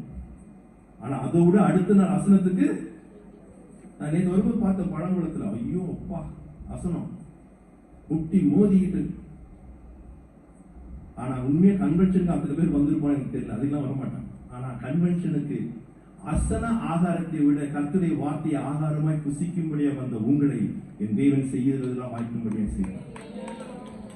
அதான் முக்கியங்க, அதான் முக்கியம். அன்னைக்கு பாருங்க, பண்டிகை அன்னைக்கு பாருங்க, சபைக்குள்ளேயும் சரி இந்த மைதானத்தை பாருங்க, உலகம் தாண்டவம் ஆடும். அநேக நயன்தாரர்களை பார்க்கலாம், அநேக அமலாப்பாலை பார்க்கலாம், கீர்த்தி சுரேஷ் எல்லாம் இங்க தான் பார்க்கலாம், நாளைக்கு பார்க்கலாம். என்ன மேக்கப்பு, என்ன லிப்ஸ்டிக்கு, எங்கெங்க ஓட்ட ட்ரெஸ், டைட் ஜீன்ஸ், டைட் பனியன்னு, துப்பட்டா கூட இல்லாமல் சுடிதார் போட்டு தெரிய வேண்டியது. இதுல எங்க பார்க்கலாம்? எங்க பார்க்கலாம்? அந்த உலகத்துக்கு உலகத்தில் எங்க பார்க்கலாம்? இங்க பார்க்கலாங்க. நாளைக்கு ஞாயிற்றுக்கிழமை நான் இருக்க மாட்டேன், நான் கிளம்பிடுவேன். நீங்க பாருங்க. இப்ப சபை முழுசா என்ன இருக்கு? உலகம். உலகம். சினிமா நடிகை நமக்கு ரோல் மாடல் அல்லைங்க. நமக்கு யார் தெரியுமா ரோல் மாடல்? பரிசுத்தம் உள்ள தேவன் தான் ரோல் மாடல். பாருங்க, லிப்ஸ்டிக் சோப்பா சீட்டு முனைக்கு செல்ஃபி எடுப்பாங்க. அங்கங்க நீ செல்ஃபி எடுப்பாங்க. அந்த வாய் பாத்தீங்களா இப்படி போகும், கண்ணு இப்படி போயிடும். நான் மாத்திரம் ஆண்டவர் இருந்தா 6 மாசம் அப்படியே நிக்க வச்சிருக்கேன். இப்படியே போ ரோட்ல வாய் இப்படியே போய் சோறு சாப்பிட்டு இப்படி குத்தி சாப்பிடும்.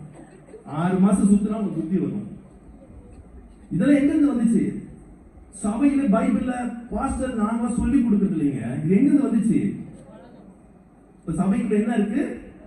உலகம். முதுகுல துணியே இல்லாத ஜாக்கெட் போட்டு வருவாங்க. 2 நூல்ல தான் மானம் தாண்டவம் ஆடுது. அந்த நூல் இருந்தா முடிஞ்சு போச்சு. எங்க இதெல்லாம்? சபையில. அப்ப சினிமா உலகம் எங்க இருக்கு இப்போ? இந்த கழிவு போகுதுன்னா உன்னை கர்த்தர் புடமிடுவதற்கு என்ன செய்யணும்? உட்காரணும். உட்கார்ந்தீங்கன்னா அது சொல்ற கர்த்தருடையவனாய் மாறும்படி, ஆண்டவரை போல மாறுவதற்கு என்னையும் உங்களையும் ஆண்டவருக்கு நம்ம செய்யறாரு, சுத்திகரிக்கிறார். சுத்திகரிக்கிறார். 2 நாளாகமத்தின் புஸ்தகம் 3ஆம் அதிகாரம் 8ஆம் வசனத்துல வேதம் சொல்கிறது, மகா பரிசுத்தம் உள்ள ஆலயத்தை கட்டினான். எப்படிப்பட்ட ஆலயம்? மகா பரிசுத்தம் உள்ள ஆலயம். அந்த ஆலயத்துக்கு ஒரு பிரமாணம் உண்டு. எசேக்கியேல் தீர்க்கதரிசன புஸ்தகம் 43ஆம் அதிகாரம் 12ஆம் வசனத்தை வாசிங்கள். ஆலயத்துடைய பிரமாணம் என்னவென்றால் மலை உச்சியின் மேல் சுற்றிலும் அதன் எல்லை எங்கும் மிகவும் பரிசுத்தமாய் இருக்கும். மோஸ்ட் ஹோலி. இங்கிலீஷ்ல படி மோஸ்ட் ஹோலி. எல்லை எங்கில் என்ன இருக்கணும்? மகா பரிசுத்தம், மோஸ்ட் ஹோலி. இருக்கா? இங்க கடா விருந்து இருந்தாயா? கடா விருந்து போடுவீங்களா? உண்டு எண்ணிக்கை பாருங்க. சனிக்கிழமை பாருங்க, கடா விருந்துக்கு எல்லாம் கோட்டர் ரெஸ்டாரண்ட்ஸ் கட்டிங் போட்டு வந்து உட்காந்து சாப்பிடுவாங்க. ஆலயத்தின் எல்லை எங்க என்ன இருக்கணும்? இருக்கா? ஒரு சபையில போயிருந்த கன்வென்ஷன் 3ஆம் நாள் நான் கூட்டத்தை பேசுறதுக்கு முன்பதாக அந்த சபையின் செக்ரட்டரி அந்த எல்லாருக்கும் நன்றி சொல்லிட்டு ஒரு ரெக்வஸ்ட் வச்சார். தயவு செய்து கடந்த ஆண்டை போல இந்த கடா விருந்துக்கு குடிச்சிட்டு வந்து கரெக்டா பண்ணாதீங்க, தயவு செய்து கெஞ்சுறாங்க. எங்க? ஆலயம். வசனம் சொல்கிறது, மகா பரிசுத்தமான ஆலயம் ஆலயத்தின் எல்லையெங்கிலும் மகா பரிசுத்தமாக இருக்க வேண்டும். இருக்கா? பலிபீடம் எப்படி இருக்கணும்? மகா பரிசுத்தம். ஆராதனை எப்படி இருக்கணும்? பரிசுத்தம். பவுல் சொல்ற, இப்படி இருக்க சகோதரர்களே, உங்கள் சரீரங்களை பரிசுத்தமும் தேவனுக்கு பிரியமுமான ஜீவ பலியாக ஒப்பு கொடுக்க வேண்டும் என்று தேவனுடைய இரக்கங்களை முன்னிட்டு வேண்டிக் கொள்கிறேன். இதுவே நீங்கள் செய்யத்தக்க. அந்த பரிசுத்தம் இல்லாத செய்கிற ஆராதனை எப்படிப்பட்ட ஆராதனை? புத்தி இல்லாத ஆராதனை. ஏதோ 2 பாட்டு பாட கையை தட்ட ஆமென் அல்லேலூயா ஸ்தோத்திரம் சொல்லிட்டு போறது இல்லைங்க. ஆலயத்தின் பிரமாணத்தை அறிந்து நீங்க பரிசுத்தமாக ஜீவிக்க வேண்டும். கடா வந்து போட்டவனே எல்லாம் கட்டிங் போட்டு வாங்கி வச்சுட்டு உள்ள வந்து குடிச்சிட்டு உட்காரக்கூடாது. கர்த்தர் சந்திப்பார்.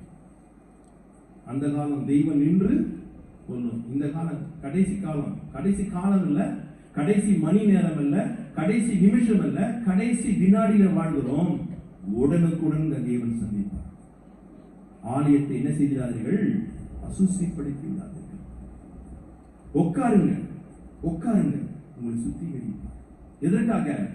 தம்மை போல மாறுவது. லேவியராகமத்தின் புஸ்தகம் 20ஆம் அதிகாரம் 26ஆம் வசனத்துல கர்த்தர் சொல்கிறார், நான் பரிசுத்தராய் இருக்கிறது போல நீங்களும் எனக்கு ஏற்ற பரிசுத்தவான்களாய் இருப்பீர்களாக. நீங்கள் என்னுடையவர்களாய் இருக்கும்படிக்கு மற்ற ஜனத்தை விட்டு நான் உன்னை என்ன செய்தேன்? பிரித்தெடுத்தேன். ஏனைய உங்களை தேவன் ரட்சித்தார்? ஏனைய ஆண்டவர் என்னை ரட்சித்தார்? எங்க குடும்பத்துல, எங்க சந்ததியில எல்லாரும் நான் ரொம்ப நல்லவனா? இல்ல நீங்க ரொம்ப நல்லவர்களா? இல்லைங்க. அவர் என் மேல் உங்கள் மேல் வைத்த கிருபையினால என்னை உங்களை என்ன செய்திருக்கார் தெரியுமா? ரட்சித்திருக்கிறார், பிரித்தெடுத்தார். புற ஜாதியிலிருந்து நம்மை பிரித்தெடுத்தார். எதற்காக? தாம் பரிசுத்தராய் இருக்கிறது போல நீங்களும் எனக்கு ஏற்ற பரிசுத்தவான்களாய் இருப்பீர்களாக என்பதற்காக தான் ஆண்டவர் என்னை உங்களை என்ன செய்தாரு? பிரித்தெடுத்தார். இதுதான் தேவனுடைய திட்டம். என் வாழ்க்கையில, உங்கள் வாழ்க்கையில தேவன் இந்த திட்டத்தை வைத்திருக்கிறார். இந்த திட்டத்துக்காக தான் அவர் உட்கார ரெடியா இருக்கார். இப்ப நானும் நீங்களும் உட்காருவதற்கு ஆயத்தம் இல்லை. என்னுடையதாய் மாறும்படிக்கு, என்னை போல மாறுவதற்கு, என்னுடைய சாயலை பிரதிபலிக்கிறவராய் வாழ்வதற்கு, மாறுவதற்கு தான் என்னையும் உங்களையும் பிரித்திருக்கிறார். 1 பேதுரு புத்தகம் 1ஆம் அதிகாரம் 15, 16 வாசித்து பாருங்கள். கர்த்தராகிய நான் பரிசுத்தராய் இருக்கிறது போல நீங்களும் பரிசுத்தராய் இருங்கள். கட்டளை. It's not a option. இருந்தா இருக்கலாம், இல்லாமல் போகலாம். கண்டிப்பா நாம் இருந்துதான் ஆக வேண்டும். காரணம், நாம் ஆராதிக்கிற தேவன் மகா பரிசுத்தம் உள்ளவர். மோசே சொல்கிறான் பாருங்க, கர்த்தாவே தேவர்கள் உமக்கு ஒப்பானவர் யார்? பரிசுத்தத்திலே மகத்துவம் உள்ளவர் ஐயா. அப்படிப்பட்ட தேவனை உரிமையோடு அப்பா பிதாவே என்று கூப்பிடக்கூடிய புத்திய சுவீகாரத்தை பெற்றிருக்கிற நாம் சபை, கட்டளை, நாம் எப்படிதான் இருக்கணும்? அப்படிதான் இருக்கணும். No other option. வேற சான்ஸ் கிடையாது. ஒண்ணுதான். 1 தெசலோனிக்கேயர் புத்தகம் 4ஆம் அதிகாரம் 3ஆம் வசனம். 1 தெசலோனிக்கேயர் புத்தகம் 4ஆம் அதிகாரம் 3ஆம் வசனம். நீங்கள் பரிசுத்தம் உள்ளவர்களாக வேண்டும் என்பதே, நீங்களும் நானும் சபை முழுவதும் பரிசுத்தராய் மாற வேண்டும் என்பதே தேவனுடைய சித்தமாய் சித்தம். இருக்கிறது. இதுதான் சித்தம். இதுதான் தேவ சித்தம். என்ன சித்தம்? நானும் நீங்க எப்படி இருக்கணும்? பரிசுத்தம். அதுக்கு தான் உட்காருன்றார் அவர். என் பாதத்துல வந்து உட்காரு. நான் உட்கார்றேன். என்னை போல உன்னை மாற்றுறேன். நான் கொடுத்த கட்டளையை நிறைவேற்றுவதற்கு நான் உனக்கு துணை செய்யறேன். என் வாழ்க்கையில், உன் வாழ்க்கையை நான் வைத்திருக்கிறது சித்தம் ஒன்னே ஒண்ணுதான். என்ன தெரியுமா? பரிசுத்தம். 7ஆம் வசனம் பாருங்க. உங்களை அழைத்தது அசுத்தத்திற்கு அல்ல, அழைப்பை பாருங்க. உங்களை பிரித்தெடுத்து அழைத்தது எதற்காக தெரியுமா? அவர் பரிசுத்தராய் இருக்கிறது போல நானும் பரிசுத்தமா. அதுதான் உட்காருன்றாரு. நான் உட்கார்றேன், உன்னை புடமிடுறேன். என் முகம் அதை தெரிகிற வரைக்கும் உன்னை புடமிட்டு என்னை போல உன்னை உருவாக்குறேன். நீ வந்து என்ன செய்யி? உட்காரு. ஆனா பரிகாச கூட்டத்துல உட்கார்ந்து இருக்கிறோம். டிவிக்கு முன்பதாக மணிக்கணக்காய் உட்கார்ந்து இருக்கிறோம். பக்கத்துல இடியே விழுந்தாலும் தெரியாது, செல்ல நோண்டின்னு உட்கார்ந்து இருப்போம். ஒரு இடத்துல அம்மா இதுக்கு போயிட்டாங்க, வெளியே போயிட்டாங்க. அப்பாவும் பொண்ணுதான் வீட்டுல இருந்தாங்க. அவங்க அப்பா ஈசி சேர்ல உட்கார்ந்தவர் திடீர்னு அவருக்கு ஒரு மாதிரி நெஞ்சு வலி வந்து ஒரு மாதிரி அவருக்கு ஒரு தண்ணி குடிக்கணும், ஏதோ தாகம், ஒரு மாதிரி ஆயிட்டா, பெயிண்ட் ஆகாது. அங்க பக்கத்துல தான் அவங்க பொண்ணு உட்காந்துருக்கு. அவ என்ன செஞ்சுக்கிறா? பெருசா கலெக்டர் படிக்கல, செல்ல நோடிட்டு அந்த மனுஷன் அப்படியே அந்த ஈசி சேர்ல சாஞ்சி தால அந்த கேப்ல உழுந்து தொங்கிட்டு இருக்க. அந்த அம்மா வீட்டுல வந்து பார்த்தா பார்த்து கண்டுபிடிச்சு உடனே தூக்கிட்டு போய் அவங்க ட்ரீட்மெண்ட் கொடுத்தாங்க. வீட்டுல யாரு விட்டு போனாங்க? பொண்ணு விட்டு போனாங்க. எதுக்கு? அப்பாக்கு இதுதான் செஞ்சுட்டு. பக்கத்துல அப்பா செத்தானா அம்மா சரி, எவன் செத்தா எவன் தாலி எடுத்தான, எனக்கு தேவை ஒன்னே ஒன்று ஷார்ட்டை தள்ளணும். நீ எவ்வளவு போல ஷார்ட்டை தள்ளியோ உன் வாழ்க்கை ஷார்ட்டா போயிடும். நிச்சயமா சொல்லுகிறேன், ஒரு பைசா பிரயோஜனம் இல்லைங்க. எப்ப பாரு ஷார்ட் தள்ள வேண்டியது, எப்ப பாரு பேஸ்புக், எப்ப பாரு இன்ஸ்டாகிராம், எங்கேயா போக வேண்டியது, அந்த செல்ல அங்க வைக்க வேண்டியது, டெய்டக்க ஆட வேண்டியது, அதை ஒன்று ரீல் போட வேண்டியது. எத்தனை பேர் பார்த்தான்? பார்ப்பான், எல்லாம் பார்ப்பான். இதுதான் நீங்க வாழ்க்கை. எந்த காலத்தில் நீ பரிசுத்தமாய் மாறி என்றைக்கு தேவ சாயல் முன்னிலை வெளிப்படும் முறை நீ வாழ போகிற, என்னைக்கு நீ பரலோகத்துக்கு போய் சேர போகிறாய். எதற்கு இந்த கூட்டம்? சும்மா வந்தோம் குதிச்சா ஆடணும் பாடணும் என்பதற்கெல்லாம் வந்தோம், நல்லா கடா விருந்து சாப்பிட்டோம் முடிச்சோம் போறதுக்கு இல்லைங்க. நானும் நீங்களும் செய்வதெல்லாம் வாய்க்க வேண்டும். அதோடு கூட அவரோடு கூட நித்தியத்திலே வாசம் பண்ண வேண்டும். அவர் உட்கார்ந்து செய்யறதுக்கு ரெடி. அவருடைய அழைப்பை நிறைவேற்றுவதற்கு, சித்தத்தை நிறைவேற்றுவதற்கு, திட்டத்தை நிறைவேற்றுவதற்கு, கட்டளையை நிறைவேற்றுவதற்கு அவர் ஆயத்தம். ஆனா இன்னைக்கு சபை ஆயத்தம் இல்லை. சபைக்கு வருவது ஒரு டைம் பாஸ், ஒரு என்டர்டெயின்மெண்ட். புது ட்ரெஸ் வாங்கினா, புது நகை வாங்கினா போட்டு வந்து காட்டிட்டு போவதற்கான இடமாய் மாறிவிட்டது. அதுக்கு மிஞ்சி போனால் வெறும் ஆட்டமும் பாட்டமும் கலர் கலர் லைட்டும் புகை விடுறதும் இன்னைக்கு அப்படிதான் மாறிக்கொண்டு வருகிறது.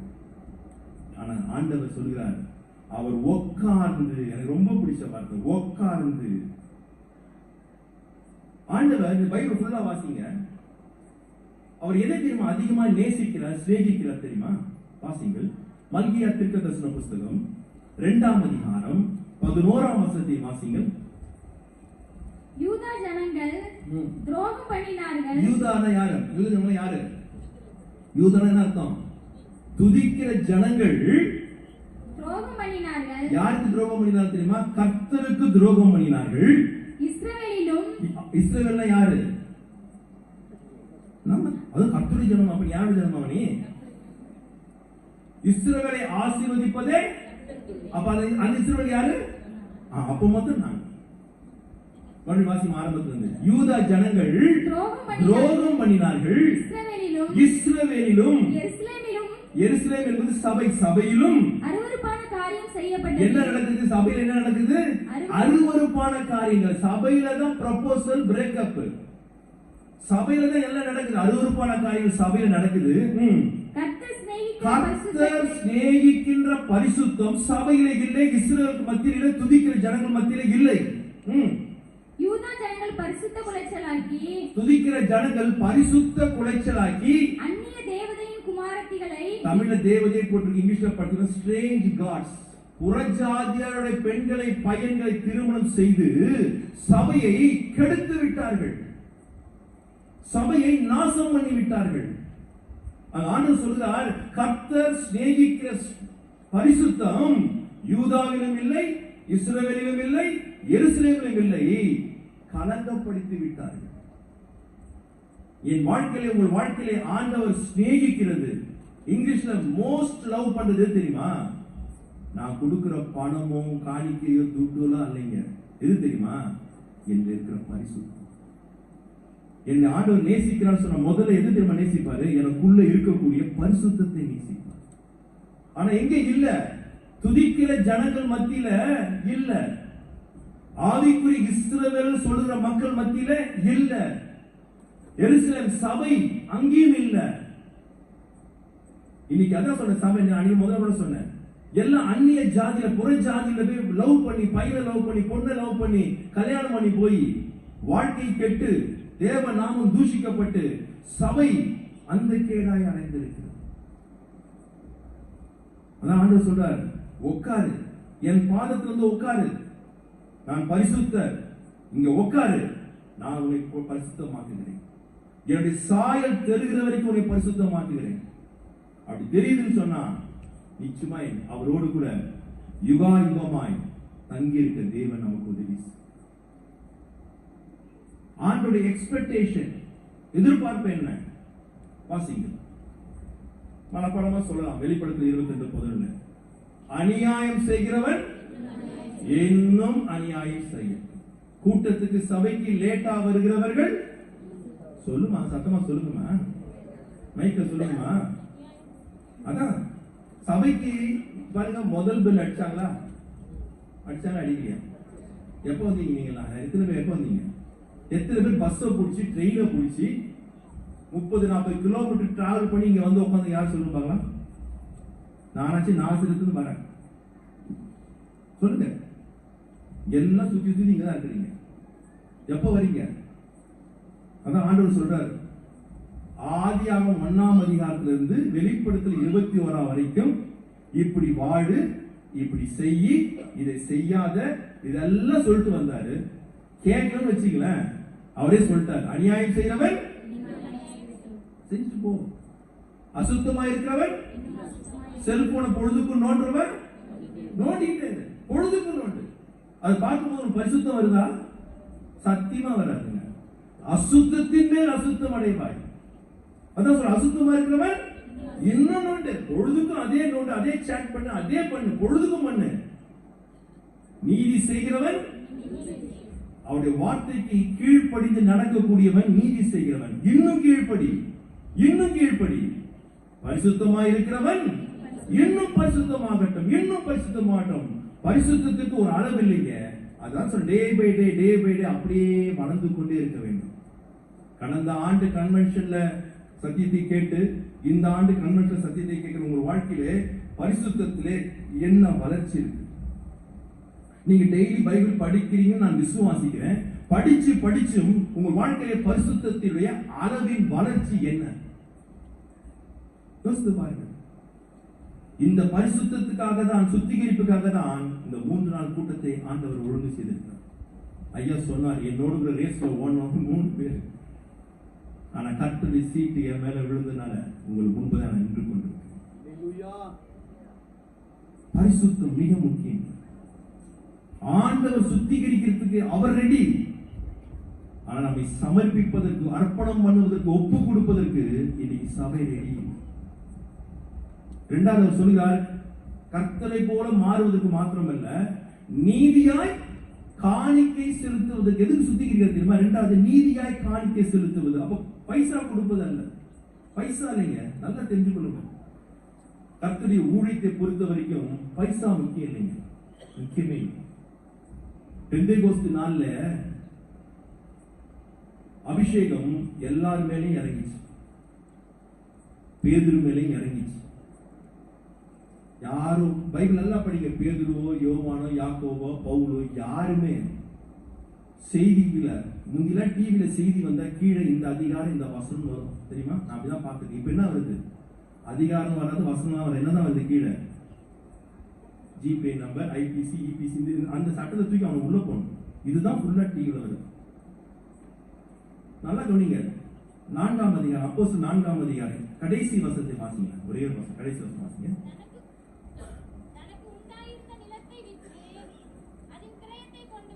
தனக்கு உண்டான நிலத்தை விற்று அதன் கிரயத்தை கொண்டு வந்து அப்போஸ்தலருடைய பாதத்திலே வைத்தார். தமிழ்ல கிரயம் போட்டிருக்கு, இங்கிலீஷ்ல மணி. உன் தலை மேல அபிஷேகம் இருந்துன்னா பணம் கால் கீழே ஓடணுயா. பணத்துக்கு ஓட வேணாம். உன் தலை மேல இருக்க வேண்டியது அபிஷேகம். அது இருந்துன்னா உனக்கு என்ன தேவையோ என்னவோ உன் பாதத்திலே கர்த்தர் கொண்டு வந்து போடுவார். இன்னைக்கு பணத்தை தூக்கி தலை மேல வச்சுக்கிட்டு அபிஷேகம் இல்லாத ஊழியங்கள் நாட்களில் பணம் முக்கியம் இல்லை, அபிஷேகம் தான் முக்கியம். அபிஷேகம் தான் முக்கியம். யோசித்து பாருங்க, வாழ்க்கை எப்படி போயிட்டு கொஞ்சம் பாருங்க. நீ கிறிஸ்துவ உலகம் எப்படி போகுது, நம்ம எப்படி போயிட்டு கொஞ்சம் யோசித்து பாருங்க. நீதியாய் காணிக்கை செலுத்தும்படி, பணம் அல்ல.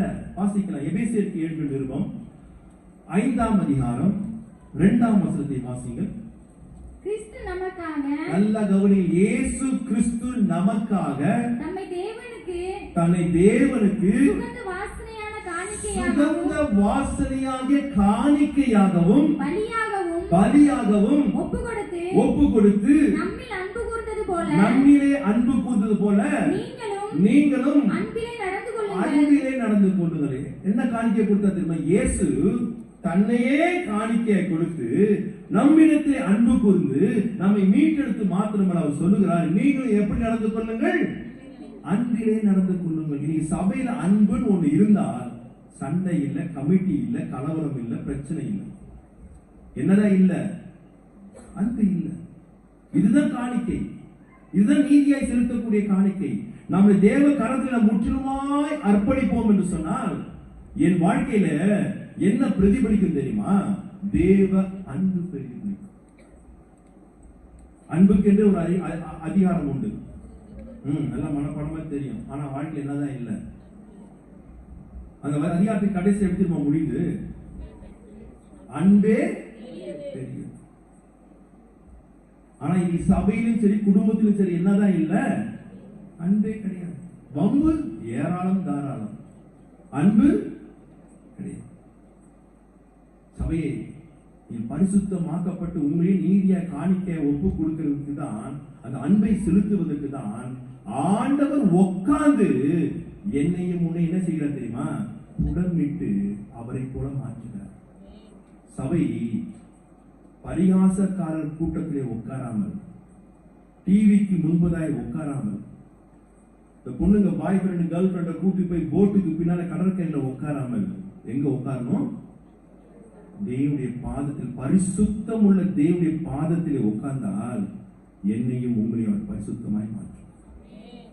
அதற்காக தான் தெரிந்து கொண்டார், அதற்காக தான் அழைத்திருக்கிறார், அதுதான் சித்தமாய் வைத்திருக்கிறார், அதுதான் நேசிக்கிறார், அதுதான் வளர்ச்சியை அவர் எதிர்பார்க்கிறார். எக்ஸ்பெக்டேஷன். கொஞ்சம் நம்முடைய வாழ்க்கையை இந்த நாட்களிலே கொஞ்சம் திருத்திக் கொள்வோம்.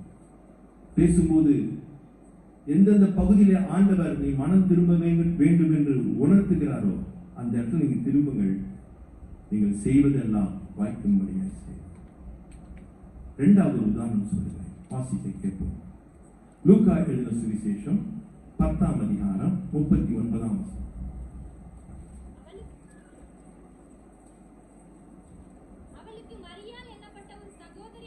மார்த்தாளுக்கு மரியாள் எனப்பட்ட ஒரு சகோதரி இருந்தால் அவள் இயேசுவின் பாதத்தருகே உட்கார்ந்து இயேசுவின் பாதத்தின் அருகே உட்கார்ந்து அவருடைய வசனத்தை கேட்டுக்கொண்டிருந்தாள். மார்த்தாளோ பற்பல வேலைகளை செய்வதிலும் மிகவும் வருத்தமடைந்து இயேசுவிடத்தில் வந்து ஆண்டவரே, நான் தனியே வேலை செய்யும்படி என் சகோதரி என்னை விட்டு வந்திருக்கிறதை குறித்து உமக்கு கவலை இல்லையா? கேள்வி பாரு, ஆண்டவர்கிட்ட பேசுற பேச்ச பாரு. கவலை இல்லையா? எனக்கு உதவி செய்யும்படி அவளுக்கு சொல்லும் என்றார். இயேசு அவளுக்கு பிரதியுத்தரமாக, மார்த்தாளே, நீ அநேக காரியங்களை குறித்து கவலைப்பட்டு கலங்குகிறாய். நல்ல கவனிங்கள். ஒரு மனிதனுக்கு தேவையானது ஒன்று. மரியாள் தன்னை விட்டு எடுபடாத நல்ல பங்கை தெரிந்து கொண்டார். இன்னைக்கு அநேக மார்த்தாள் பற்பல வேலைகள், கவலைகள். ஆண்டவர்கிட்ட கேள்வி கேட்கிறப்ப உங்களுக்கு கவலையே இல்லையா? ஆனா ஆண்டவர் நல்ல கவனிங்கள், இயேசுவின் பாதத்துல உட்கார்ந்து போதனை பெற்றுக் கொண்டவள் வாய் திறந்து எதாவது பேசினான். இதே உங்க அக்கா வந்து ஒரு திட்டம் வந்து உங்க அப்பாட்டே வந்து உன்னை பத்தி கம்ப்ளைண்ட் கொடுத்தா, தங்கச்சியை பத்தி கம்ப்ளைண்ட் கொடுத்தா, தங்கச்சி சும்மா இருப்பாளா? எகிரின்னு வருவா அடிப்பதுக்கு. அவள் வாயே திறக்கலைங்க, அமைதியா இருக்கா. யார் தெரியுமா பேசினா? இயேசுவே பேசிட்டார். மார்த்தாளே, நீ அநேக காரியங்களை குறித்து கவலைப்படுகிறாள், ஆனால் தேவையானது ஒன்றே ஒன்றுதான். என்ன தெரியுமா? இயேசுவின் பாதத்திலே அமர்ந்திருந்து வார்த்தையை கேட்பது. அதுதான் தேவையானது. ஒன்றே ஒன்று. யார் சொன்னது? இயேசு பேசின வார்த்தை. ஒன்றே ஒன்றுதான். மறுபடியும் சொல்லுகிறேன், எல்லாரும் சொல்லக்கூடிய ஒரே பதில், எனக்கு என்ன இல்ல? நேரம் இல்லை. நீங்க பிரியம் இல்லை. அதான் சங்கீதக்காரன் 1:2 சொன்னான், கர்த்தருடைய வேதத்தில் பிரியமாய். அந்த பிரியம் வந்தாதான் உட்காருவேன். செல்போனை டெய்லி பாருங்க பாஸ்டர் கண்டிப்பா சொன்னாரா? உங்க அம்மா அப்பா பொழுதுக்கும் அதே பாரு கண்டிப்பா சொன்னாங்களா? நீ பொழுதுக்கும் அதே பார்த்துட்டு தெரியுமா? உனக்கு எதுல பிரியம் இருக்கு? அங்க பிரியம் இருக்கு. எதுல பிரியம் இல்ல? இதுல பிரியம் இல்ல. ஒவ்வொரு நாளும் நீ வேதாகமத்தை எடுத்து தேவ சமூகத்துல உட்கார்ந்து நினைச்சீங்க, ஒண்ணு நிச்சயங்க, உங்களோட பேசுவது நிச்சயம். நீ ஒரு அதிகாரம் கூட பயத்துடனே, பக்தியுடனே, பிரியத்துடனே, வாஞ்சியோட நீ வாசித்தீங்கன்னா அதுல இருக்கிற ஒரு வசனத்தை கொண்டு உங்களோடு கூட என் தேவன் முகமுகமாய் பேசுவார். எத்தனை பேருக்கு இந்த அனுபவம் இருக்குன்னு தெரியல. அனுபவம் பெற்றவர்கள் பாக்கியவான்கள், சாக்கியவான். அப்படியே நம்ம எடுப்போம், ஒரு அதிகாரம் பட்சம் முடிச்சோம், வச்சிட்டோம், ஆத்திர ஸ்தோத்திரம் ஆமை முடிஞ்சு போச்சு. அப்படி படிப்பது இல்லைங்க. அந்த ஒரு அந்த டிவில எல்லாம் அந்த பட்டிமன்றத்துல பேசுவாங்க. ஒரு சகோதரி சுல்தான் பீபியா, இந்த ஒரு பேர் முகமது சகோதரி, அவங்க இதை சொல்றாங்க, அவருடைய வசனத்துக்கு உள்ள போங்க. யார் சொல்றது? முகமது சகோதரி சொல்றாங்க, நான் இயேசுவை குறித்து பேசுவதற்கு பயப்படுகிறேன். அவருடைய வார்த்தையை நான் வாசிக்கிறேன், அதுக்குள்ள நான் போகும்போது எவ்வளவு காரியங்களை நான் கற்றுக்கொள்ளுகிறேன் என்று ஒரு புறம் மதத்தை சேர்ந்த ஒரு ஸ்திரீ ஓப்பன்ல பேசுறாங்க. எனக்கு அது ஒரு வீடியோ வந்துச்சு, ஒரு பாஸ்டர் அனுப்பிச்சிருந்தார். ஆரியா, ஒரு முகமது சகோதரி எப்படி சொல்றாங்க, நம்ம எப்படி அந்த வசனத்துக்குள்ள போறோமா? அப்படியே பசுமாடு மேற்புள்ள மேய்ராம சும்மா மேலாப்புல மேய்ஞ்சிட்டு போறோம். சொல்ற தேவையானது ஒன்றே ஒன்று. அது யார் தெரிஞ்சுக்கிட்டா? மரியாள் தெரிஞ்சுட்டு எங்க உட்கார்ந்தா? அங்க உட்காருமா, தயவு செய்து உட்காரு, தயவு செய்து உட்காரு. ஆண்டவருக்கு வல்லமை இருக்கா இல்லையா? வல்லமே இல்லாம செத்து போனாம சொல்லுங்க, சத்தமா தான் சொல்லுங்க. வல்லமை இருக்கா இல்லையா? அவர் நினைச்சிருந்தால் ஒரே நாளிலே சகலத்தையும் சிருஷ்டிக்க முடியுமா முடியாதா? ஏன் அவர் 6 நாள் எடுத்துக்கொண்டார்? ஏன் 6 நாள் எடுத்துக்கொண்டார்? வல்லமை இல்லையா?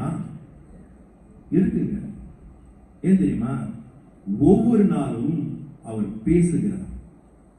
ஒவ்வொரு நாளும் என்னோடு உங்களோடு பேச அவர் விரும்புகிறார். எப்படி பேசுவார் தெரியுமா? இந்த வசனத்தை வாசிக்கும் டெய்லி பேச அவர் ஆயத்தம். யார் ஆயத்தம் இல்ல? சபை ஆயத்தம். அதனால ஒவ்வொரு நாளும் பேசுவார். வெளிச்சம் உண்டாக கடவுது பேசுவார். நீ உட்கார்ந்தினா உன்னோட ஒரு வார்த்தையில பேசுவார். அந்த வார்த்தை உனக்கு பயங்கரமான ஒரு டானிக்கை போல, பூஸ்டை போல, அந்த நாள் முழுவதும் ஓட்டத்தை வெற்றிகரமாய் ஓடி முடிக்க தேவன் உனக்கு உதவி செய்வார். ஆலோசனை கொடுப்ப. குழம்பி போயிருப்ப. இந்த கோர்ஸ் எடுக்கலாமா, அந்த கோர்ஸ் எடுக்கலாமா, இல்ல இந்த வேலைக்கு போலாமா, இல்ல அந்த வேலைக்கு போலாமா, என்ன செய்வது என்று கன்ஃபியூஸா இருக்கும்போது அவர் பாதத்துல உட்கார்ந்து படிச்சினா உனக்கு நல்ல ஆலோசனை கற்றுக் கொடுப்பார். முகமுகமாய் பேசுவார், நேரடியாய் பேசுவார்.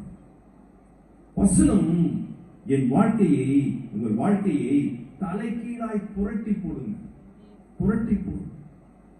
ஒரு 2 வருஷத்துக்கு முன்பதாக நான் பஞ்சாபுக்கு போயிருந்தேன் ஊழியத்துக்காக. தி நக்சலைட் அநேகரை அடித்து துன்புறுத்தி கொள்ளையடிச்சு கொலை பண்ணி வாழ்கிற 2-3 பேர் அந்த சபையிலே மனம் திரும்பி இயேசுவை ஏற்றுக்கொண்டார்கள். அவர் சொல்லுகிறார்கள், அந்த நாளிலே அந்த பகுதியிலே அந்த ஊழியர் பேசுற ஒரு வார்த்தை கொடூரமான நக்சலைட்டையும் ஆணுடைய பிள்ளையாய் மாற்றியிருக்கிறார். பாவம் நிறைந்த இருள் நிறைந்த வாழ்க்கை வெளிச்சமாய் மாறிவிட்டது. எத்தனை வார்த்தை? ஒரு வார்த்தை. நினிவே பட்டத்துல யோனா புறப்பட்டு போனான். எவ்வளவு நேரம் பிரசங்கம் பண்ணா? சொல்லுங்கம்மா. ஒரே ஒரு வசனம் தான். இன்னும் 40 நாளிலே இந்த நினிவே பட்டினம் கவிழ். அவ்வளவுதான் சொன்னான், அவ்வளவுதான் சொன்னான். ராஜ சிங்காசனத்தில் உட்கார்ந்து இந்த ராஜா இறங்கி தூளிலும் சாம்பலிலும் மண்ணில் வந்து உட்கார்ந்தாயா.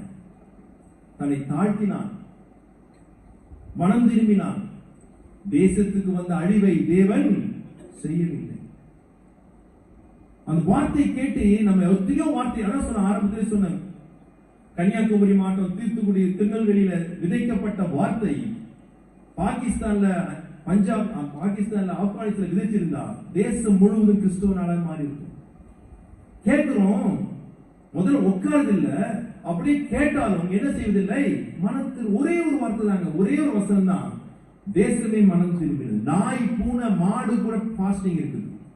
நம்ம மூக்கு வேற 3 பிடிக்க சாப்பிட்டு ஜெபிக்கிறதும் இல்லாம, வேதத்தை வாசிக்கிறது இல்லாம, நிர்விசாரமாய் பேர் கிறிஸ்தவர்களாக, ஜாதி கிறிஸ்தவர்களாக அப்படியே வாழ்ந்து கொண்டிருக்கிறோம். உட்காருங்க, ஆண்டவர் பேசுவார், பேசுவார். ஆதியாகமத்தின் புத்தகம் 1 அதிகாரம் 2ஆம் வசனத்தை வாசிங்க. ஆதியாகமம் 1 அதிகாரம் 2ஆம் வசனம். பூமியானது ஒழுங்கின்மையும், நல்ல மேக்கப் கொடுங்க, எங்க போனாரு சொன்னாரு, நல்லா வைக்க சொல்ல தப்பா போச்சா? நல்ல மேக்கப் கொடுங்க, எப்ப பார்த்தாலும் பேட்டரியில வாசிங்கம்மா. பூமியானது ஒழுங்கின்மையும் வெறுமையுமாய் இருந்தது, ஆழத்தின் மேல் இருள் இருந்தது. தேவ ஆவியானவர் ஜலத்தின் மேல் அசைவாடினார். என்ன அந்த வார்த்தை நல்லா நிறுத்தி நிதானமாய் கவனிங்க. மைக்ல வாசிங்க, நல்லா மைக்கப், நல்லா மைக்கா கொடுங்க. பேட்டரி புது பேட்டரி, டெய்லி நடுவில் டிஸ்டர்ப் பண்ணாதீங்க செய்தியில, அந்த ஃப்ளோவை கெடுத்துறாது. பூமியானது ஒழுங்கின்மையும் வெறுமையுமாய் இருந்தது, ஆழத்தின் மேல் இருள் இருந்தது. அந்த அதிகாரத்தின் கடைசி வசனத்தை வாசிங்கம்மா. அப்பொழுது அப்பொழுது தேவன் தாம் உண்டாக்கின தாம் உண்டாக்கின எல்லாவற்றையும் பார்த்து அது மிகவும் நன்றாய் மிகவும் நல்லது, வெரி குட். யார் சர்டிபிகேட் கொடுத்தா? தேவனே சர்டிபிகேட் கொடுத்தாரு. எப்படி இருந்துச்சு? நன்றாய் இருந்தது. எப்படி ஆரம்பத்தில் இருந்தது? ஒழுங்கின்மையும் வெறுமையும் இருள். அந்த அதிகாரம் முடியும் போது எப்படி இருக்கு? மிகவும் நன்றாய். எப்படி மாறிச்சு? டெய்லி ஆண்டவர் பேசின வார்த்தை மிகவும் நல்லதாய் மாறின, வெரி குட்டாய் மாறின. சர்டிபிகேட் கொடுக்கிறது ஆண்டவரே தான். உன் வாழ்க்கையில வெறுமை, உன் வாழ்க்கையில் இருக்கிற இருள், உன் வாழ்க்கையில் இருக்கிற ஒழுங்கின்மை சகலமும் மாற வேண்டும் என்று சொன்னால் நீ இயேசுவின் பாதத்திலே உட்கார்ந்து இந்த வசனத்தை வாசிக்க வாசிக்க உன் வாழ்க்கையில் இருக்கிற வெறுமைகள், இருள்கள், ஒழுங்கின்மை எல்லாம் மாறுங்க. எல்லாம் மாறி ஆண்டவரே உன்னை பார்த்து சர்டிபிகேட் கொடுப்பார். வெரி குட், மிகவும் நல்லது. டெய்லிங்க ஒரே மாதிரி பேச மாட்டாருங்க. ஒவ்வொரு நாள் ஒவ்வொரு விதமா பேசுவார். நாம் கவனமாய் கேட்க வேண்டும். மோசையை பார்த்து முதல் முறை சொன்னா, நீங்க மலையே அடினர், போய் அடிச்சா தண்ணி வந்துச்சு. ரெண்டாவது முறை அடின்னு சொல்லல, என்ன சொன்ன? ரெண்டாவது முறை பேசுன்னு சொன்னார். இவன் என்ன செஞ்சான்? அன்னைக்கு கேட்ட கதை ஆடி போயிட்டோம். அவன் தேவ நாம மகிமைக்காய் தண்ணி வந்துச்சு. ஆனா எங்க பிரவேசிக்க முடியல தெரியுமா? டெய்லி பேசுவார். ஒவ்வொரு நாள் ஒரே காரியத்துக்கு ஒரே மாதிரி பேச மாட்டார், ஒவ்வொரு விதமாய் பேச. அதுதான் தினமும் அவருடைய பாதத்திலே உட்கார்ந்து உன்னையும் என்னையும் எடுபடாத நல்ல பங்கை இங்கதான் நீங்க தெரிஞ்சு கொள்ள வேண்டும். எங்க போய் உட்காரணும்? இயேசுவின் பாதம். மூன்றாவது உட்கார்ந்து சொல்ல முடிக்கிறேன், நேரம் ஓடி கொண்டிருக்கிறேன். ஒரு மனிதன், நல்ல கவனிங்கள், இயேசு கிறிஸ்து ஒரு மனிதனை சந்திக்கும்படியாய் அந்த ஊருக்கு போகிறார். அந்த மனிதன் பெரிய கவர்னரோ கார்பந்து தேசாதிபதியோ இல்ல. அந்த மனுஷன் யார் தெரியுமா?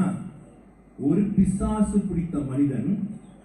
வஸ்திரமே போடாத அந்த ஒரு மனுஷனுக்காக தாங்க போனாரு. மார்க் எழுதின சுவிசேஷம் 5ஆம் அதிகாரம், இந்த சம்பவம் முழுதும் அதில் எழுதப்பட்டிருக்கு. அந்த ஒரே ஒரு மனிதனை சந்திப்பதற்கு இயேசு பிரயாணப்பட்ட அந்த பட்டணத்துக்கு போகிறார். அந்த மனுஷன் யார் தெரியுங்களா? பிசாசு பிடித்தவன். எத்தனை பிசாசு? லேகியோன் அப்படின்னு போட்டு. லேகியோன் என்ன அர்த்தம்? அநேக பிசாசு.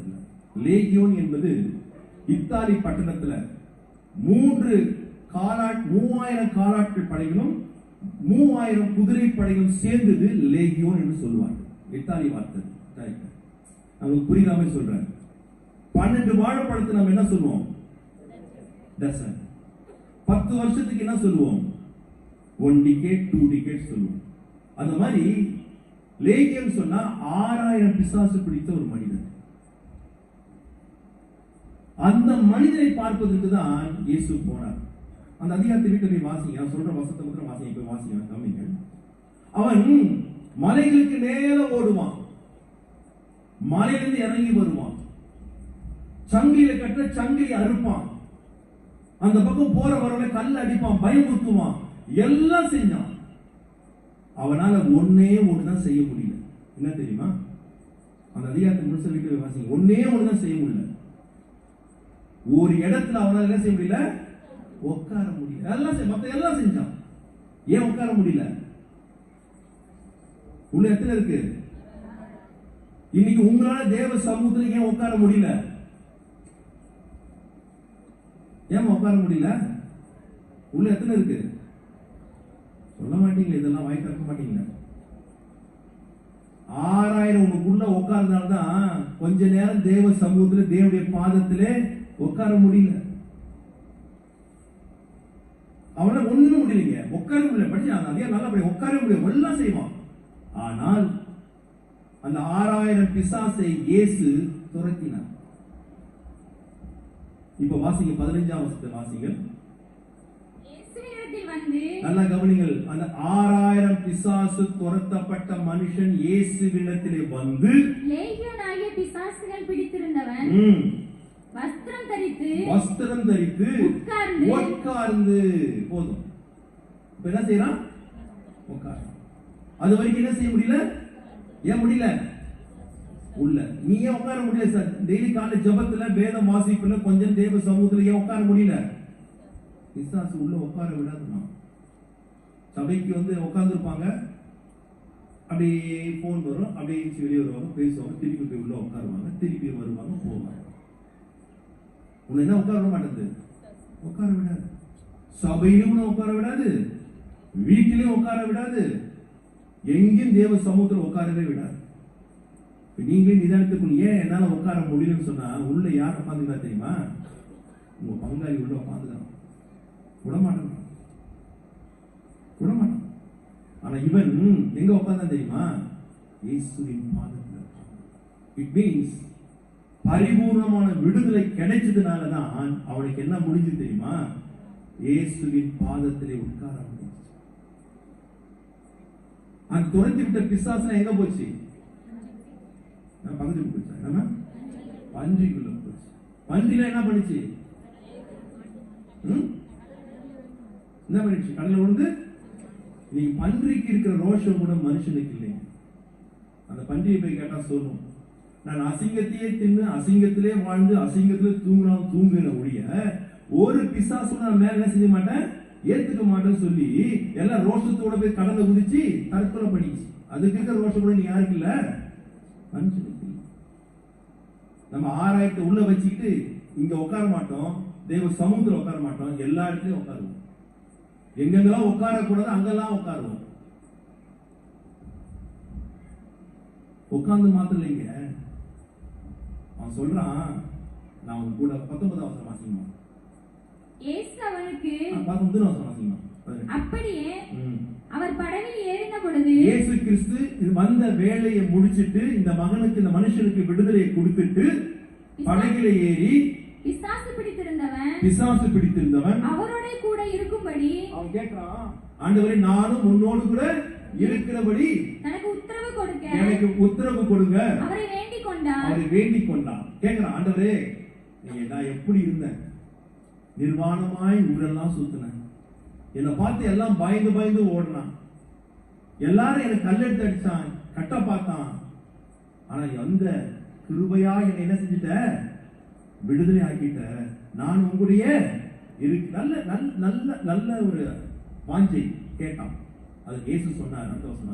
இயேசு அவனுக்கு உத்தரவு கொடாமல், இயேசு என் கூட வா, என் கூட இரு என்று உத்தரவு கொடாமல், நீ உன் இனத்தாரிடத்தில் உன் வீட்டிற்கு போய் கர்த்தர் உனக்கு இறங்கி உனக்கு செய்தவைகளை எல்லாம் அவர்களுக்கு அறிவு என்று சொன்னார். அப்படியே அங்கே இருக்கு. அப்படியே ஆண்டவர் சொல்றாரு, நான் உனக்கு இறங்கி சுகம் கொடுத்துட்டேன், நீ என் கூட வர வேணாம். நீ முதல்ல உன் இனத்தார், உன் ஊருக்கு போ, உன் ஜனத்தாட்ட போ, உன் சொந்த பந்தத்தை போ, உன் வீட்டுக்கிட்ட போ, எல்லாருக்கும் போய் இயேசு உனக்கு இறங்கி 6000 பிசாசை துரத்தி என்னை விடுதலையாக்கிட்டார், வஸ்திரம் இல்லாத இறந்த இன்னைக்கு வஸ்திரம் போடும்படியாய் என் புத்தியை தெரியும்படி செய்து விட்டார் என்று போய் சொல் என்று சொன்னார். அடுத்த வசனம் வாசிங்க. அந்தபடி இயேசு சொன்னபடியே அவன் போய் இயேசு தனக்கு செய்தவைகளை எல்லாம் தெக்கப்போலி என்னும் நாட்டில் பிரசித்தம் பண்ண தொடங்கினான். எல்லாரும் ஆச்சரியப்பட்டார்கள்.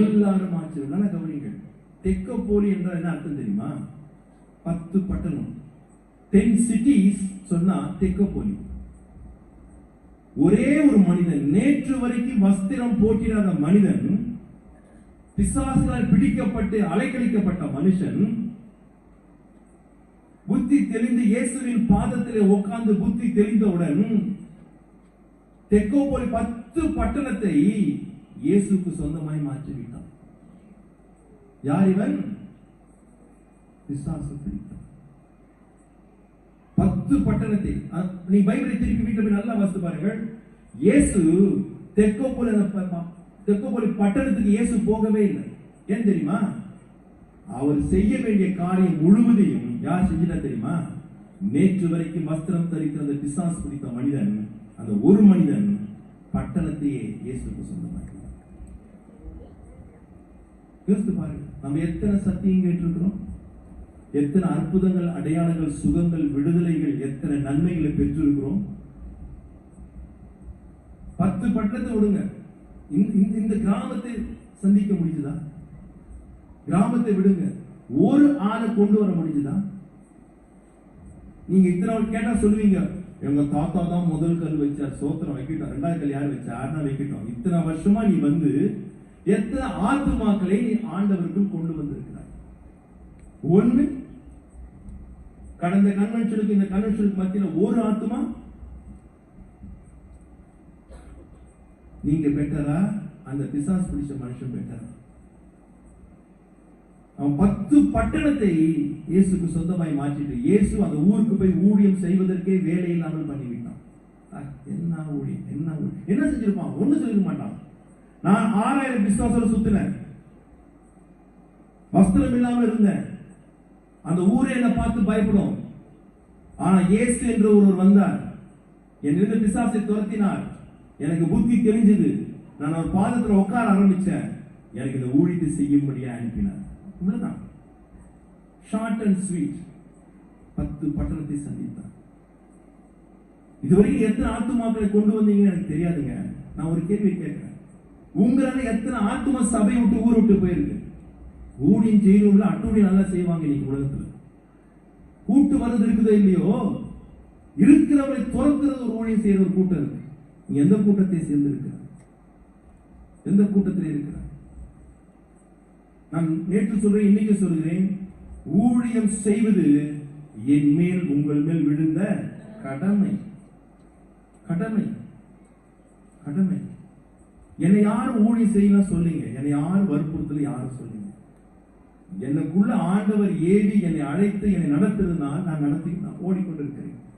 என்னை யாரும் கட்டாயப்படுத்த, சபையோ நண்பர்களோ ஊழிய யாரும் என்னை கட்டாயப்படுத்தல. எனக்கு உலகத்தான் சொல்றான், நான் பெற்ற இன்பம் வையகம் பெற வேண்டும் சொல்ற. நான் பெற்ற சந்தோஷம், நான் பெற்ற ரட்சிப்பு, நான் பெற்ற நன்மை, நான் பெற்ற விடுதலை, நான் பெற்ற சுகம் எல்லாரும் கிடைக்கட்டும். இது யாரும் சொல்லி செய்வதில்லை, உங்களுக்குள்ளாகவே அந்த எண்ணம். ஊழியம் என்பது, மறுபடியும் சொல்லுங்க, மேலே ஏறி பிரசங்கம் பண்ணுவது ஊழியம் இல்லைங்க.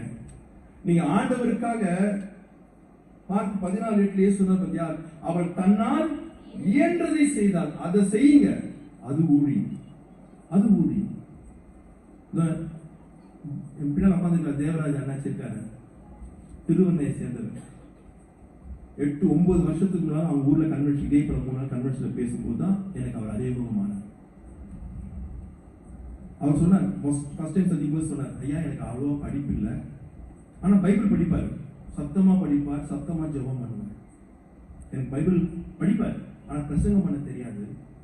இந்த மாதிரி சத்தியங்கள் இன்றைக்கு எங்க பகுதியில எல்லா சபைக்கும் வேணும் சொல்லி அவர் வாலண்டியரா போய், ஐயா சொன்னார் பாத்தீங்களா, 4-5 முறை தேடி தேடி வந்து கேட்டுதான் இந்த ஸ்தலத்துல நான் நிற்கும்படியா ஆண்டவர் உதவி செய்தார். நிறைய சபை இல்லை, என்னால பிரசங்கம் பண்ண முடியாது ஐயா, நீங்க பிரசங்கம் பண்ணுங்க, ஆனா ஊழியத்துக்கான ஏற்பாடுகள் வழிவாசலை திறப்பதற்காய் அதிகமாய் பிரயாசப்படுவேன். நான் ஆசிரியர் ஸ்டேஷன்ல இறங்கினா திருப்பி நான் ஏற வரைக்கும் அவர் என்னோட இருக்கார். எனக்கு நான் சாப்பிட மாட்டேன், எனக்கு இளநீ வாங்கிட்டு வருவாரு, ஜூஸ் வாங்கிட்டு வருவாரு. எங்க கிழக்கு மேற்கு தெற்கு எந்த மூலையா இருந்தாலும் சரி, இரவு பகல் பார்க்க மாட்டாரு, ஓடிக்கிட்டே இருப்பார். அவர் வாங்கிக்கிறதுக்கு காசு கொடுத்தாலும் காசு வாங்க மாட்டாரு, எல்லாம் அவரே செய்வார். தெரியுமா, இது என்னால் இயன்ற ஊழி. நான் சொல்லல அவருக்கு, நான் சொல்லவே இல்லை, அவரா செய்ய. அதுதாங்க நான் பெற்ற இன்பம். என் சபையில அன்னைக்கு விதைத்த சத்தியம் எல்லா சபையிலும் விதைக்கப்பட வேண்டும், ஜனங்கள் மனம் திரும்ப வேண்டும், சபைகள் ஆண்டவர் வருகைக்கு ஆயத்தப்படுத்த வேண்டும் என்று எல்லா இடத்திலும் சொல்வதற்கு எத்தனையோ சபைகளிலே என்னை கூட்டிக் கொண்டு போயிருக்கிறார். எத்தனையோ சபைகளிலே அவர் வெட்கப்பட்டிருக்கிறார். செக்ரட்டரி அந்த கமிஷன்ல இருக்கவங்க திட்டி இருக்கிறார்கள், பாஸ்டர்கள் சும்மா வந்து கேட்காத போன்னு சொல்லிருக்காங்க. எல்லாத்தையும் செய்யப்பா, ஏன் தெரியுமா, எனக்காக அல்ல, எனக்காக அல்ல, அவர் செய்வது எல்லாம் யாருக்காக? தேவனுக்காக, தேவனுக்காக. இப்ப என்னை கொண்டு போய் நாசிரியத்துல விட்டுட்டு நான் போய் நேற்று 12 மணிக்கு தான் போய் சேர்ந்தோம். அவர் என்னை விட்டுட்டு திருப்பி வீட்டுக்கு வருவார். கொஞ்சம் கூட சோம்பேறித்தனம் பண்ண மாட்டேன். 6 மணிக்கு வந்துருங்க பிரதர்னா 5:55 உள்ள நிற்பேன், கண்ணா வந்து நிற்பேன். இதெல்லாம் யார் சொல்லி கொடுத்தா? இதுதான் ஊழியம். பெருசா ஒண்ணு இல்ல. உங்களால் இயன்றதை செய்யுங்கள். அதை கர்த்தர் கனப்படுத்துவார். அதை கொண்டு ஆத்துமாக்களை தேவன் சந்திப்பார். தயவு செய்து எங்க உட்காரணும்? பக்கத்து வீட்டுல, எதிர் வீட்டுல, பீச்சில் படகுக்கு பின்னாடி, சினிமா தியேட்டர்ல உட்காரக்கூடாது. எங்க உட்காரணும் தெரியுமா? நாம் உட்காருவதற்கு ஒரு இடையா உங்களுக்கு பாக்கியம் வாங்கய்யா. நீங்களாம் அப்படியே 2 நிமிஷம் நடந்து எங்க வந்துடலாம் தெரியுமா? சபைக்கு வந்து சும்மா இருக்கும்போது ஆலயம் எப்ப திறந்தானே இருக்கும், அங்க வந்து உட்காருங்களேன். உங்க வாழ்க்கையை தேவன் தலைக்கீழ மாற்றுவார். நீங்கள் செய்வதை எல்லாம் தேவன் வாய்ப்பு செய்வார். அப்படியே ஒரு நிமிஷம் நாம் எந்திரிக்கலாம். ஒரு நிமிஷம் எந்திரிப்போம். எல்லாரும் எந்திரிப்போம்.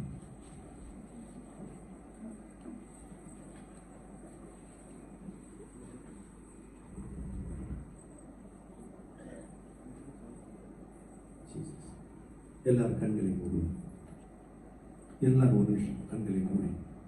யாரும் இப்ப வேடிக்கை பார்க்க, நீங்கள் பார்க்க வேண்டியது ஒன்னே ஒண்ணு, உங்களை பாருங்க. உங்க உள்ளான மனுஷனை ஒரு நிமிஷம் பாருங்க. நான் எங்கே நிக்கிறேன், எப்படி நடக்கிறேன், எங்கே உட்கார்ந்து இருக்கிறேன். இந்த வாழ்க்கை, இன்றைக்கு நான் வாழ்ந்து கொண்டிருக்கிற வாழ்க்கை தொடர்ந்து இப்படியே வாழ்ந்தால் நான் செய்வதெல்லாம் வாய்க்குமா என்று உங்களையே கேளுங்க. நீங்களே கேளுங்க, நீங்களே பேசிக்கொள்ளுங்க. சபையே, இதுவரைக்கும் எங்கெங்கோ உட்கார்ந்தது போதும். தயவு செய்து இனிமேலாகிலும் அவருடைய பாதத்திலே உட்காருங்கள். காரணம், அவர் பரிசுத்தம் உள்ளவர். அங்க உட்கார்ந்தீங்கன்னா அந்த நிழல் உன்னை பரிசுத்தப்படுத்தும். அந்த பிரசனம் உன்னை பரிசுத்தப்படுத்தும். தேவனுடைய சித்தம் உன் வாழ்க்கையிலே நிறைவேறும். தேவனுடைய அழைப்பு உன் வாழ்க்கையிலே நிறைவேறும். தேவனை தெரிந்து கொள்ளுதல் உன் வாழ்க்கையிலே நிறைவேறும். தேவன் சிநேகிக்கிறது உன் வாழ்க்கையிலே நிறைவேறும். தேவன் எதிர்பார்க்கிறது உன் வாழ்க்கையில் நிறைவேறும். எங்க தெரியுமா? அவர் ரெடியா இருக்கார். அவர் உட்கார்ந்து இருக்கார். லாங் ப்ராசஸிங், நீண்ட காலம் செய்ய வேண்டிய காரியம். அவர் உட்கார்ந்து என்னை கொஞ்சம் கொஞ்சமாய் சுத்திகரித்து, புடமிட்டு சுத்திகரித்து, களிம்பை நீக்கி நல்ல உடைமைகளை, நல்ல மனிதனாக, நல்ல குணாதிசயங்களை தேவ சாயலை உன்னிலே என்னிலே உருவாகுவதற்கு அவர் உட்காருவதற்கு ஆயத்தமாக இருக்கிறார். ஆனா சபை உட்கார மாட்டேன்றீங்களே, எங்கெங்கயோ உட்கார்றீங்களே, உட்காரக்கூடாத இடத்துல உட்கார்றீங்களே.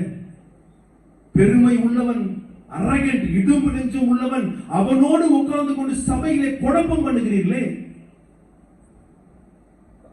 பரிகாசக்காரர், இயேசுவை பரிகாசம் பண்ணுற கூட்டத்தில் உட்கார்றீங்களே, மறுதளிக்கிறீங்களே இயேசுவை, பேதுருவை போல. இனிமேல் எங்கேயும் உட்காராதீங்க. சபையே, இயேசுவின் பாதத்தில் உட்கார். இயேசு சொன்னார், அதுவே உன்னையும் என்னையும் விட்டு எடுபடாத நல்ல பங்கையா. உட்காரு, பேசுவார். பைபிளோட உட்காரு, உன்னோடு பேசுவார்.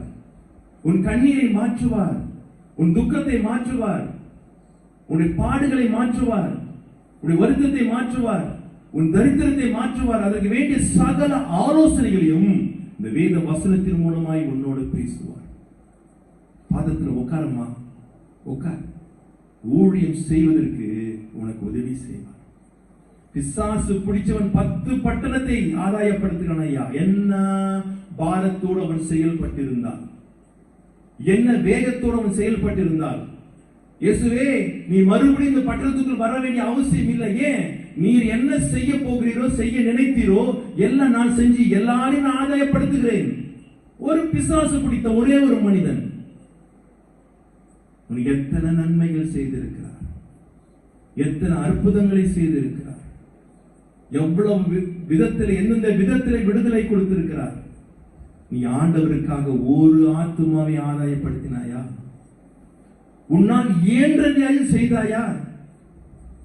இயன்றது இல்லையே. எனக்கு என்ன வந்துச்சு, இது ஒரு குட்டி பிள்ளை, சின்ன பாப்பா, சின்ன பொண்ணு, அது சேரை தூக்க முடியாம தூக்கி கொண்டு போட்டு போறான். சின்ன பிள்ளை, ஏதோ அவளால முடிஞ்சது. நான் கூட சொன்னேன், ஏமா 4 தூக்கு 2 தூக்கு, அவளால் இயன்றது கஷ்டப்பட்டு செய்யறது. இதெல்லாம் கூட சின்ன சின்ன காரியங்கள். நான் பார்க்கிறேன் இல்லையோ, பாஸ்டர் பார்க்கிறார் இல்லையோ, நீ செய்கிற ஒவ்வொன்றையும் என் தேவன் பார்ப்பார். அதை மறந்து போவதற்கு என் தேவன் அநீதி உள்ளவர் அல்லையா? ஏற்ற நேரத்திலே உன்னை ஆசீர்வதிக்க தேவன் வல்லவராக இருக்கிறார். உன் கையின் பிரயாசங்களை ஆசீர்வதிக்க அவர் வல்லவராக இருக்கிறார். நீ கையிட்டு செய்கிற எல்லா காரியத்தையும் வாய்க்கை செய்வதற்கு அவர் ஆயத்தமாக இருக்கிறார். ஒப்பு கொடுங்கள். உங்களுக்கும் தேவனுக்கும் இருக்கிற நேரம். நீங்கள் சமர்ப்பணம், அர்ப்பணிங்கள், சரண்டராகுங்கள். ஆண்டவரே, நான் இதுவரைக்கும் நடந்த விதம் சரியில்லை, இதுவரைக்கும் நான் நின்ன இடம் சரியில்லை, நான் உட்கார்ந்த இடமும் சரியில்லை. இன்னைக்கு என்னை மாற்றிக்கொள்ளுகிறேன். மறந்து இதெல்லாம் விட்டுறேன் ஆண்டவரே, இதெல்லாம் விட்டுறேன். மகா பரிசுத்தமானது ஆலயம், அது எல்லை எங்கிலும் மகா பரிசுத்தமே. உலகம் உள்ள வரக்கூடாதே. நான் உலகத்தை போல ஒரு நடிகையை பிரதிபலிக்கிற பிள்ளையாக இந்த உலகத்திலே சபையில வாழ விரும்பல. நான் உண்மை பிரதிபலிக்கத்தக்கதாய் வாழ விரும்புகிறேன். ஐ சரண்டர் மை லைஃப். கடந்த பண்டிகையில கடா விருந்துல கோட்டர் கட்டிங் போட்டு வந்து உட்கார்ந்துருக்கலாம். இன்னைக்கு நீ மனம் திரும்பு. இனி அப்படி வந்து உட்காராத. நீ மனம் திரும்பினால் நீ கையிட்டு செய்வதை எல்லாம் தேவன் வாய்க்கை செய்வார். ஒரே ஒரு வார்த்தை மறுபடியும் சொல், சரண்டர் யுவர்செல்ஃப். அர்ப்பணிச்சிடுங்க. இனி நான் அல்ல ஆண்டவரே, என்னால ஒண்ணும் இல்லை, நான் ஒரே ஒரு காரியம் செய்யறேன், உன் பாதத்துல உட்கார்ந்துடுறேன். நீ என்னை உருவாக்கும், என்னை நீ உருமாற்றும், உம்மை போல மாற்றும், உம்மை பிரதிபலிக்கிறவனாய் மாற்றும், உமது சாயலை குணாதிசயத்தை வெளிப்படுத்துகிற பிள்ளையாய் மாற்றி நான் கையிட்டு செய்கிற எல்லா காரியத்தையும் வாய்க்கும்படி செய்யும் என்று ஜெபம் பண்ணி ஒப்புக் கொடுங்கள். உங்களை மாற்ற என் தேவன் வல்லவராக இருக்கிறார். ஹல்லேலூயா. எல்லாம் சொல்லுவோம் ஹல்லேலூயா. நான் உங்களுக்காக ஜெபிக்கிறேன். மகா இரக்கமும் கிருபையும் பரிசுத்தம் உள்ள நல்ல பிதாவே, இயேசுவின் நாமத்திலே இந்த அருமையான இரவு நேரத்திற்காக நன்றி செலுத்துகிறோம். இந்த 3 நாட்களும் நீர் எங்களோடு கூட பேசின வெளியேற பெற்ற நல்ல வார்த்தைகளுக்காக நன்றி செலுத்துகிறோம். அந்த வார்த்தையின்படியே வாழ்வதற்கும் எங்கள் ஒவ்வொருவருக்கும் கிருபையும் பரிசுத்த ஆவியின் பலத்தையும் ஒத்தாசையும் கொடுத்து இந்த வசனத்துக்கு ஏற்றபடி வாழ எங்களை அர்ப்பணிக்கிறோம். நீர் எங்களை உருவாக்குவீராக. அந்த பிள்ளைகள் ஒவ்வொருவரையும் நீர் ஆசீர்வதிப்பீராக. இந்த 3 நாட்கள் உங்களுடைய சமூகத்திலே காத்திருந்து நல்லது என்று சொல்லத்தக்கதாக இனி வரும் நாட்களில் கையிட்டு செய்கிற காரியங்கள் எல்லாவற்றையும் என் தேவன் வாய்க்க பண்ணுவீராக. சிறு பிள்ளையிலிருந்து முதியோர் வரைக்கும் ஒவ்வொருவருக்காக நான் ஜெபிக்கிறேன். சிறு பிள்ளைகளிலிருந்து படிக்கிற பிள்ளைகளுக்கு, வாலிப பிள்ளைகளுக்காக ஜெபிக்கிறேன். கர்த்தர் அவர்கள் மேல் இந்த கரத்தை வைத்து அவனை ஆசீர்வதிப்பீராக. அறிவு ஞானம் என்ற பொக்கிஷம் உமக்குள் அடங்கி இருக்கிறது அல்லவா? அந்த பொக்கிஷத்தை இந்த பிள்ளைகளுக்குள் வைத்து இந்த பிள்ளைகள் சகலத்திலும் முதன்மையாய் வரும்படியாய் இவருடைய படிப்பை கர்த்தரின் ஆசீர்வதிப்பீராக. படித்த படிப்புக்கு வேலை இல்லாமல் காத்திருக்கிற பிள்ளைகளுக்கு சீக்கிரத்தில் என் தேவன் ஒரு வாசலை திறந்து அந்த பிள்ளைகளுக்கு ஒரு நல்ல வேலையை கொடுத்து அவருடைய எதிர்காலங்களை கர்த்தரின் ஆசீர்வதிக்கும்படியா ஜெபிக்கிறேன். வேலை கிடைத்து விட்டது ராஜா, ஆனால் இன்னும் திருமணம் ஆகவில்லையே என்று ஆண்டுகளாக காத்துக் கொண்டிருக்கிற பிள்ளைகளுக்காக ஜெபிக்கிறேன். அடுத்த கன்வென்ஷனுக்குள்ள இதுவரைக்கும் அடைக்கப்பட்ட இந்த வாசல்கள் இயேசுவின் நாமத்தில் திறக்கப்படுவதாக. ஏற்ற துணையை கொடுத்து அவருடைய எதிர்காலங்களை கர்த்தர் நீர் ஆசீர்வதித்து அவரை உயர்த்தும்படியா ஜெபிக்கிறேன். திருமணமாகி பல ஆண்டுகள் ஆகிறது. குழந்தை பாக்கியம் இல்லையே என்று கண்ணீரோடு ஏக்கத்தோடு வந்திருக்கிற உங்கள் பிள்ளைகளை ஒரு விசை கர்த்தர் தொழுவீராக. உங்களுடைய வசனம் அவளுக்குள்ளாக இறங்கட்டும். நான் மலடியை சந்தோஷமான பிள்ளைத்தாட்சியை மாற்றுவேன் என்று சொன்ன வசன சத்தியம் அவளுக்குள்ளாக இறங்கட்டும் ராஜா. அடுத்த கன்வென்ஷன்ல இதே இடத்துல கையில குழந்தையோடு கூட சாட்சி சொல்லும்படியா அந்த குடும்பத்தில் ஒரு அற்புதத்தை நடப்பிப்பார். உங்கள் செய்கிற தொழில்களை, உங்கள் செய்கிற வியாபாரங்களை, உங்கள் வைத்திருக்கிற கடைகளை கர்த்தரின் ஆசீர்வதிப்பீராக. அது ஒவ்வொரு நாளும் நல்ல வருமானத்திலே பெருகும்படியாய் கர்த்தர் அவருக்கு உதவி செய்கிறார். உங்களுடைய நிலம் புலன்களை கர்த்தர் ஆசீர்வதிப்பார். விதைக்கிற விதைகள் ஈசாக்கு விதை விதைத்தான், கர்த்தர் அதை ஆசீர்வதித்தார். அதே வருஷத்துல 100 மடங்கு பலனை கண்டது போல இவன் ஒவ்வொரு ஆண்டும் தங்கள் நிலங்களிலே 100 மடங்கு பலனை காணும்படியாய் கர்த்தர் உதவி செய்கிறார். அவருடைய மிருக ஜீவன்கள், மாடு, ஆடு, கோழிகளை கர்த்தர் ஆசீர்வதித்து அதை பெருகச் செய்கிறார். வெறும் கையும் கோலுமாய் போன யாக்கோபுக்கு 2 பரிவாரங்களை கொடுத்த அதே தேவன் இவருடைய பரிவாரங்களை பெருகும்படியாக கர்த்தர் உதவி செய்கிறார். இந்த கிராமத்துக்கு வேண்டிய நல்ல மழையை கர்த்தர் கொடுக்கிறார். குளங்கள், குட்டைகள், கிணறுகள் தண்ணீரினால் நிரம்பியிருக்கத்தக்கதாக, விவசாயத்துக்கு தடையில்லாமல் தண்ணீர் கிடைக்கும்படியாக இந்த கிராமத்தை கர்த்தரை ஆசீர்வதிக்கும்படி நான் ஜெபிக்கிறேன். ஆசீர்வாதத்தின் மழை இந்த கிராமத்தில் அளவில்லாமல் பொழியட்டும் அப்பா, அளவில்லாமல் பொழியட்டும்.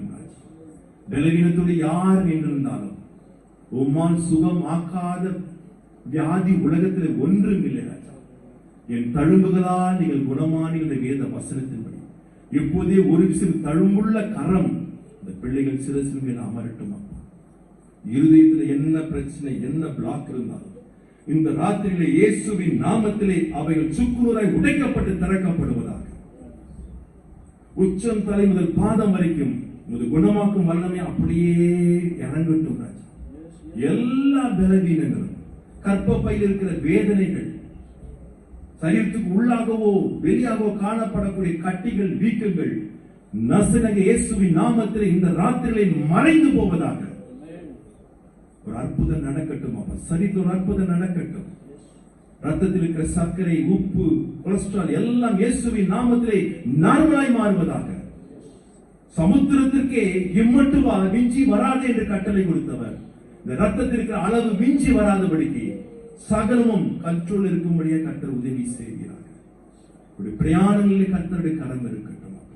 என்ன வியாதி இருந்தாலும் சரி இயேசுவின் நாமத்தில் எப்பொழுதே மறைந்து போகட்டும், எப்பொழுதே மறைந்து போகட்டும். இன்று கண்ட எகிப்தியனை இனி நீ காண்பது இல்லை என்று சொன்னீங்களே, இன்று கண்ட இந்த வியாதி பலவீனங்கள் இனி இந்த பிள்ளைகள் காணாதபடிக்கு இந்த ராத்திரியிலே இந்த ஸ்தலத்திலே இயேசுவின் நாமத்திலே சுகம் உண்டாவதாக, அற்புதம் நடப்பதாக, அதிசயங்கள் நடப்பதாக. டாக்டர்கள் கைவிட்டு இருக்கலாம், மருந்து மாத்திரையால் முடியாததாக இருக்கலாம், என் தழும்புள்ள கரத்தில் ஆகும் என்று சொன்னீங்கப்பா. இந்த சத்தத்தை ஒலிபெருக்கின் மூலமாக வீட்டிலே வியாதியோடு படுத்துக் கொண்டு யார் கேட்டிருந்தாலும் அந்த வியாதியின் படுக்கையை கர்த்தர் மாற்றுவீராக. அந்த குடும்பத்திலே ஒரு நன்மை உண்டாகட்டும், ஒரு அதிசயம் நடக்கட்டும். இது நிமித்தமாய் ஜீவனுள்ள தேவன் இயேசு என்பதை அறிந்து கொள்ளும்படியாய் அற்புதங்களை நடப்பிப்பீராக.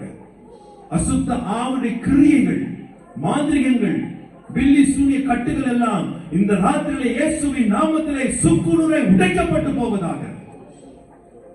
வீட்டிலே ஒரு சமாதானம் உண்டாவதாக, ஒரு சந்தோஷம் உண்டாவதாக, ஒரு விடுதலை உண்டாவதாக. துக்கம் சந்தோஷமாய் மாறும் என்று சொன்னீங்களே, இந்த பிள்ளைகளுடைய துக்கம் எல்லாம் சந்தோஷமாய் மாறட்டும். அநேகரை வெளி தேச ஊர்ல இருந்து பண்டிகைக்கு அழைத்துக் கொண்டு வந்திருக்கீங்க, சுகத்தோடு கூட அழைத்துக் கொண்டு வந்திருக்கீங்க. ஸ்தோத்திரம். இன்னும் அநேகர் வந்து கொண்டிருக்கிறார்கள். அவர்களும் பலத்தோடு சுகத்தோடு பாதுகாப்போடு வரும்படியாய் அவருடைய பிரயாணத்தை கர்த்தர் பாதுகாத்துக் கொள்வீராக. மறுபடியும் பண்டிகை முடித்து வீட்டுக்கு போகும்போது, தங்கள் ஊருக்கு போகும்போதும் உங்களுடைய பிரசனம் அவர்களோடு கூட இருக்கட்டும். எல்லா விபத்து, ஆபத்து, நாசம், மோசங்களுக்கு விலக்கி எப்படி அழைத்து கொண்டு வந்தீரோ அப்படி அழைத்து சந்தோஷமாய் திரும்பி செல்ல கர்த்தர் உதவி செய்கிறார். இந்த கிராமம் முழுவதும் என் இயேசுக்கு சொந்தமாய் மாறட்டும். இன்னும் ரட்சிக்கப்படாத கிராமத்தில் இருக்கிற மக்கள் எல்லாம் மெய்யான தெய்வமாகிய உண்மை அறிந்து கொள்ளும்படியா, அதுவே நித்திய ஜீவன் என்பதை அறிந்து கொள்ளும்படியா இந்த கிராமத்தில் ஒரு பெரிய எழுப்புதல் உண்டாகட்டும். ஒரு அசைவு உண்டு பண்ணுவீராக, ஒரு பெரிய அசைவு உண்டு பண்ணுவீராக. இந்த நாட்களாக வாசித்த அன்பு சகோதரருக்காக ஜெபிக்கிறேன். அவர்களை கர்த்தர் ஆசீர்வதிப்பீராக. இன்னும் அநேக இடங்களிலே உங்கள் பிள்ளைகளை எடுத்து நீ வல்லமையாய் பயன்படுத்துவீராக. இந்த பிள்ளைகள் மூலமாய் அநேக இடத்திலே ஒரு எழுப்புதல், ஒரு அசைவு உண்டாகும்படியாய் கர்த்தருடைய கரத்திலே இந்த பிள்ளைகளை வல்லமையுள்ள கருவியாய் எடுத்து நீ பயன்படுத்துவீராக. போகிற இடங்களில் எல்லாம் ஒரு அசைவு உண்டாகும்படியாய் உதவி செய். இந்த சபையை நடத்தி கொண்டிருக்கிற போதகருக்காய், அவருடைய குடும்பத்துக்காய் ஜெபிக்கிறேன். அவரை ஆசீர்வதித்து இந்த ஸ்தலத்திலே அவரையும் வல்லமையாய் எடுத்து பயன்படுத்துவீராக. எந்த நோக்கத்துக்காக இந்த கிராமத்துக்கு நீ அழைத்து கொண்டு வந்தீங்களோ அந்த நோக்கத்தை அவர் மூலமா என் தேவன் நிறைவேற்றுவீராக. நிறைவேற்றுவீராக. அவர் மூலமாய் செய்ய வேண்டிய ஊழியங்களை நீ செய்வீராக. சரி, இது நல்ல சுகமும் நல்ல பலனும் நல்ல ஆரோக்கியத்தை கொடுத்து கர்த்தனை பெரிய காரியத்தை செய்யும்படி நாங்கள் ஜெபிக்கிறோம். சபையின் செக்ரட்டரி, ட்ரெஷரர், மூப்பர் எல்லாரும் இந்த கருத்துல போடுகிறேன். எல்லாருக்கும் ஒரே மனதை குடித்து இந்த பகுதியிலே சிலுவை கொடி உயர்த்தப்பட அது நிமித்தமாய் அநேகரை தன் பக்கமாய் இழுத்துக் கொள்ளுகின்ற வசனம் நிறைவேறும்படியா எல்லாருக்கும் ஒரு மனதை கொடுத்து உம்மை மாத்திரம் மகிமைப்படுத்தி உயர்த்தும்படியாய் கர்த்தர் உதவி செய்யும். தொடர்ந்து நடக்க இருக்கிற பண்டிகை அசனத்திலே எந்த பிரச்சனையும் எந்த குழப்பமும் எந்த ஒரு காரியம் நடக்காமல் இந்த 3 நாட்களும் சமாதானத்தோடு கூட சந்தோஷத்தோடு கூட ஆர்ப்பரிப்போடு கூட ஆனந்தத்தோடு கூட இந்த பண்டிகையை ஆசரிக்க கர்த்தர் உதவி செய்யும். குழப்பத்தையும் பிரிவினையும் உண்டு பண்ணுகிற ஆவியை நான் இயேசுவின் நாமத்தில் கட்டுகிறேன் ராஜா. அவர் இயேசுவின் நாமத்தில் செயலற்று போவதாக. ஆவியானவரை பிரசன்னராய் இருந்து சகலத்தையும் உடைய ஆளுகைக்கு கொண்டு வந்து இந்த பண்டிகை இதுவரை நடந்திராதபடிக்கு ஒரு தெய்வீக சமாதானத்தோடு நடக்கும்படியாய் சந்தோஷத்தோடு நடக்கும்படியாய் எல்லாருக்கும் ஒரு மன மகிழ்ச்சி உண்டாகும்படியாய் இந்த பண்டிகையை ஆசரிக்க கர்த்தர் உதவி செய்கிறார். தொடர்ந்து நீங்களே வழி நடத்தும் ஆசீர்வாதம் துதிகன மகிமை உமக்கே செலுத்தி ஜெபிக்கிறேன் என் ஜீவன் நல்ல பிதாவே. அவே சத்தமா சொல்லுவோம், ஆமென், ஆமென், ஆமென்.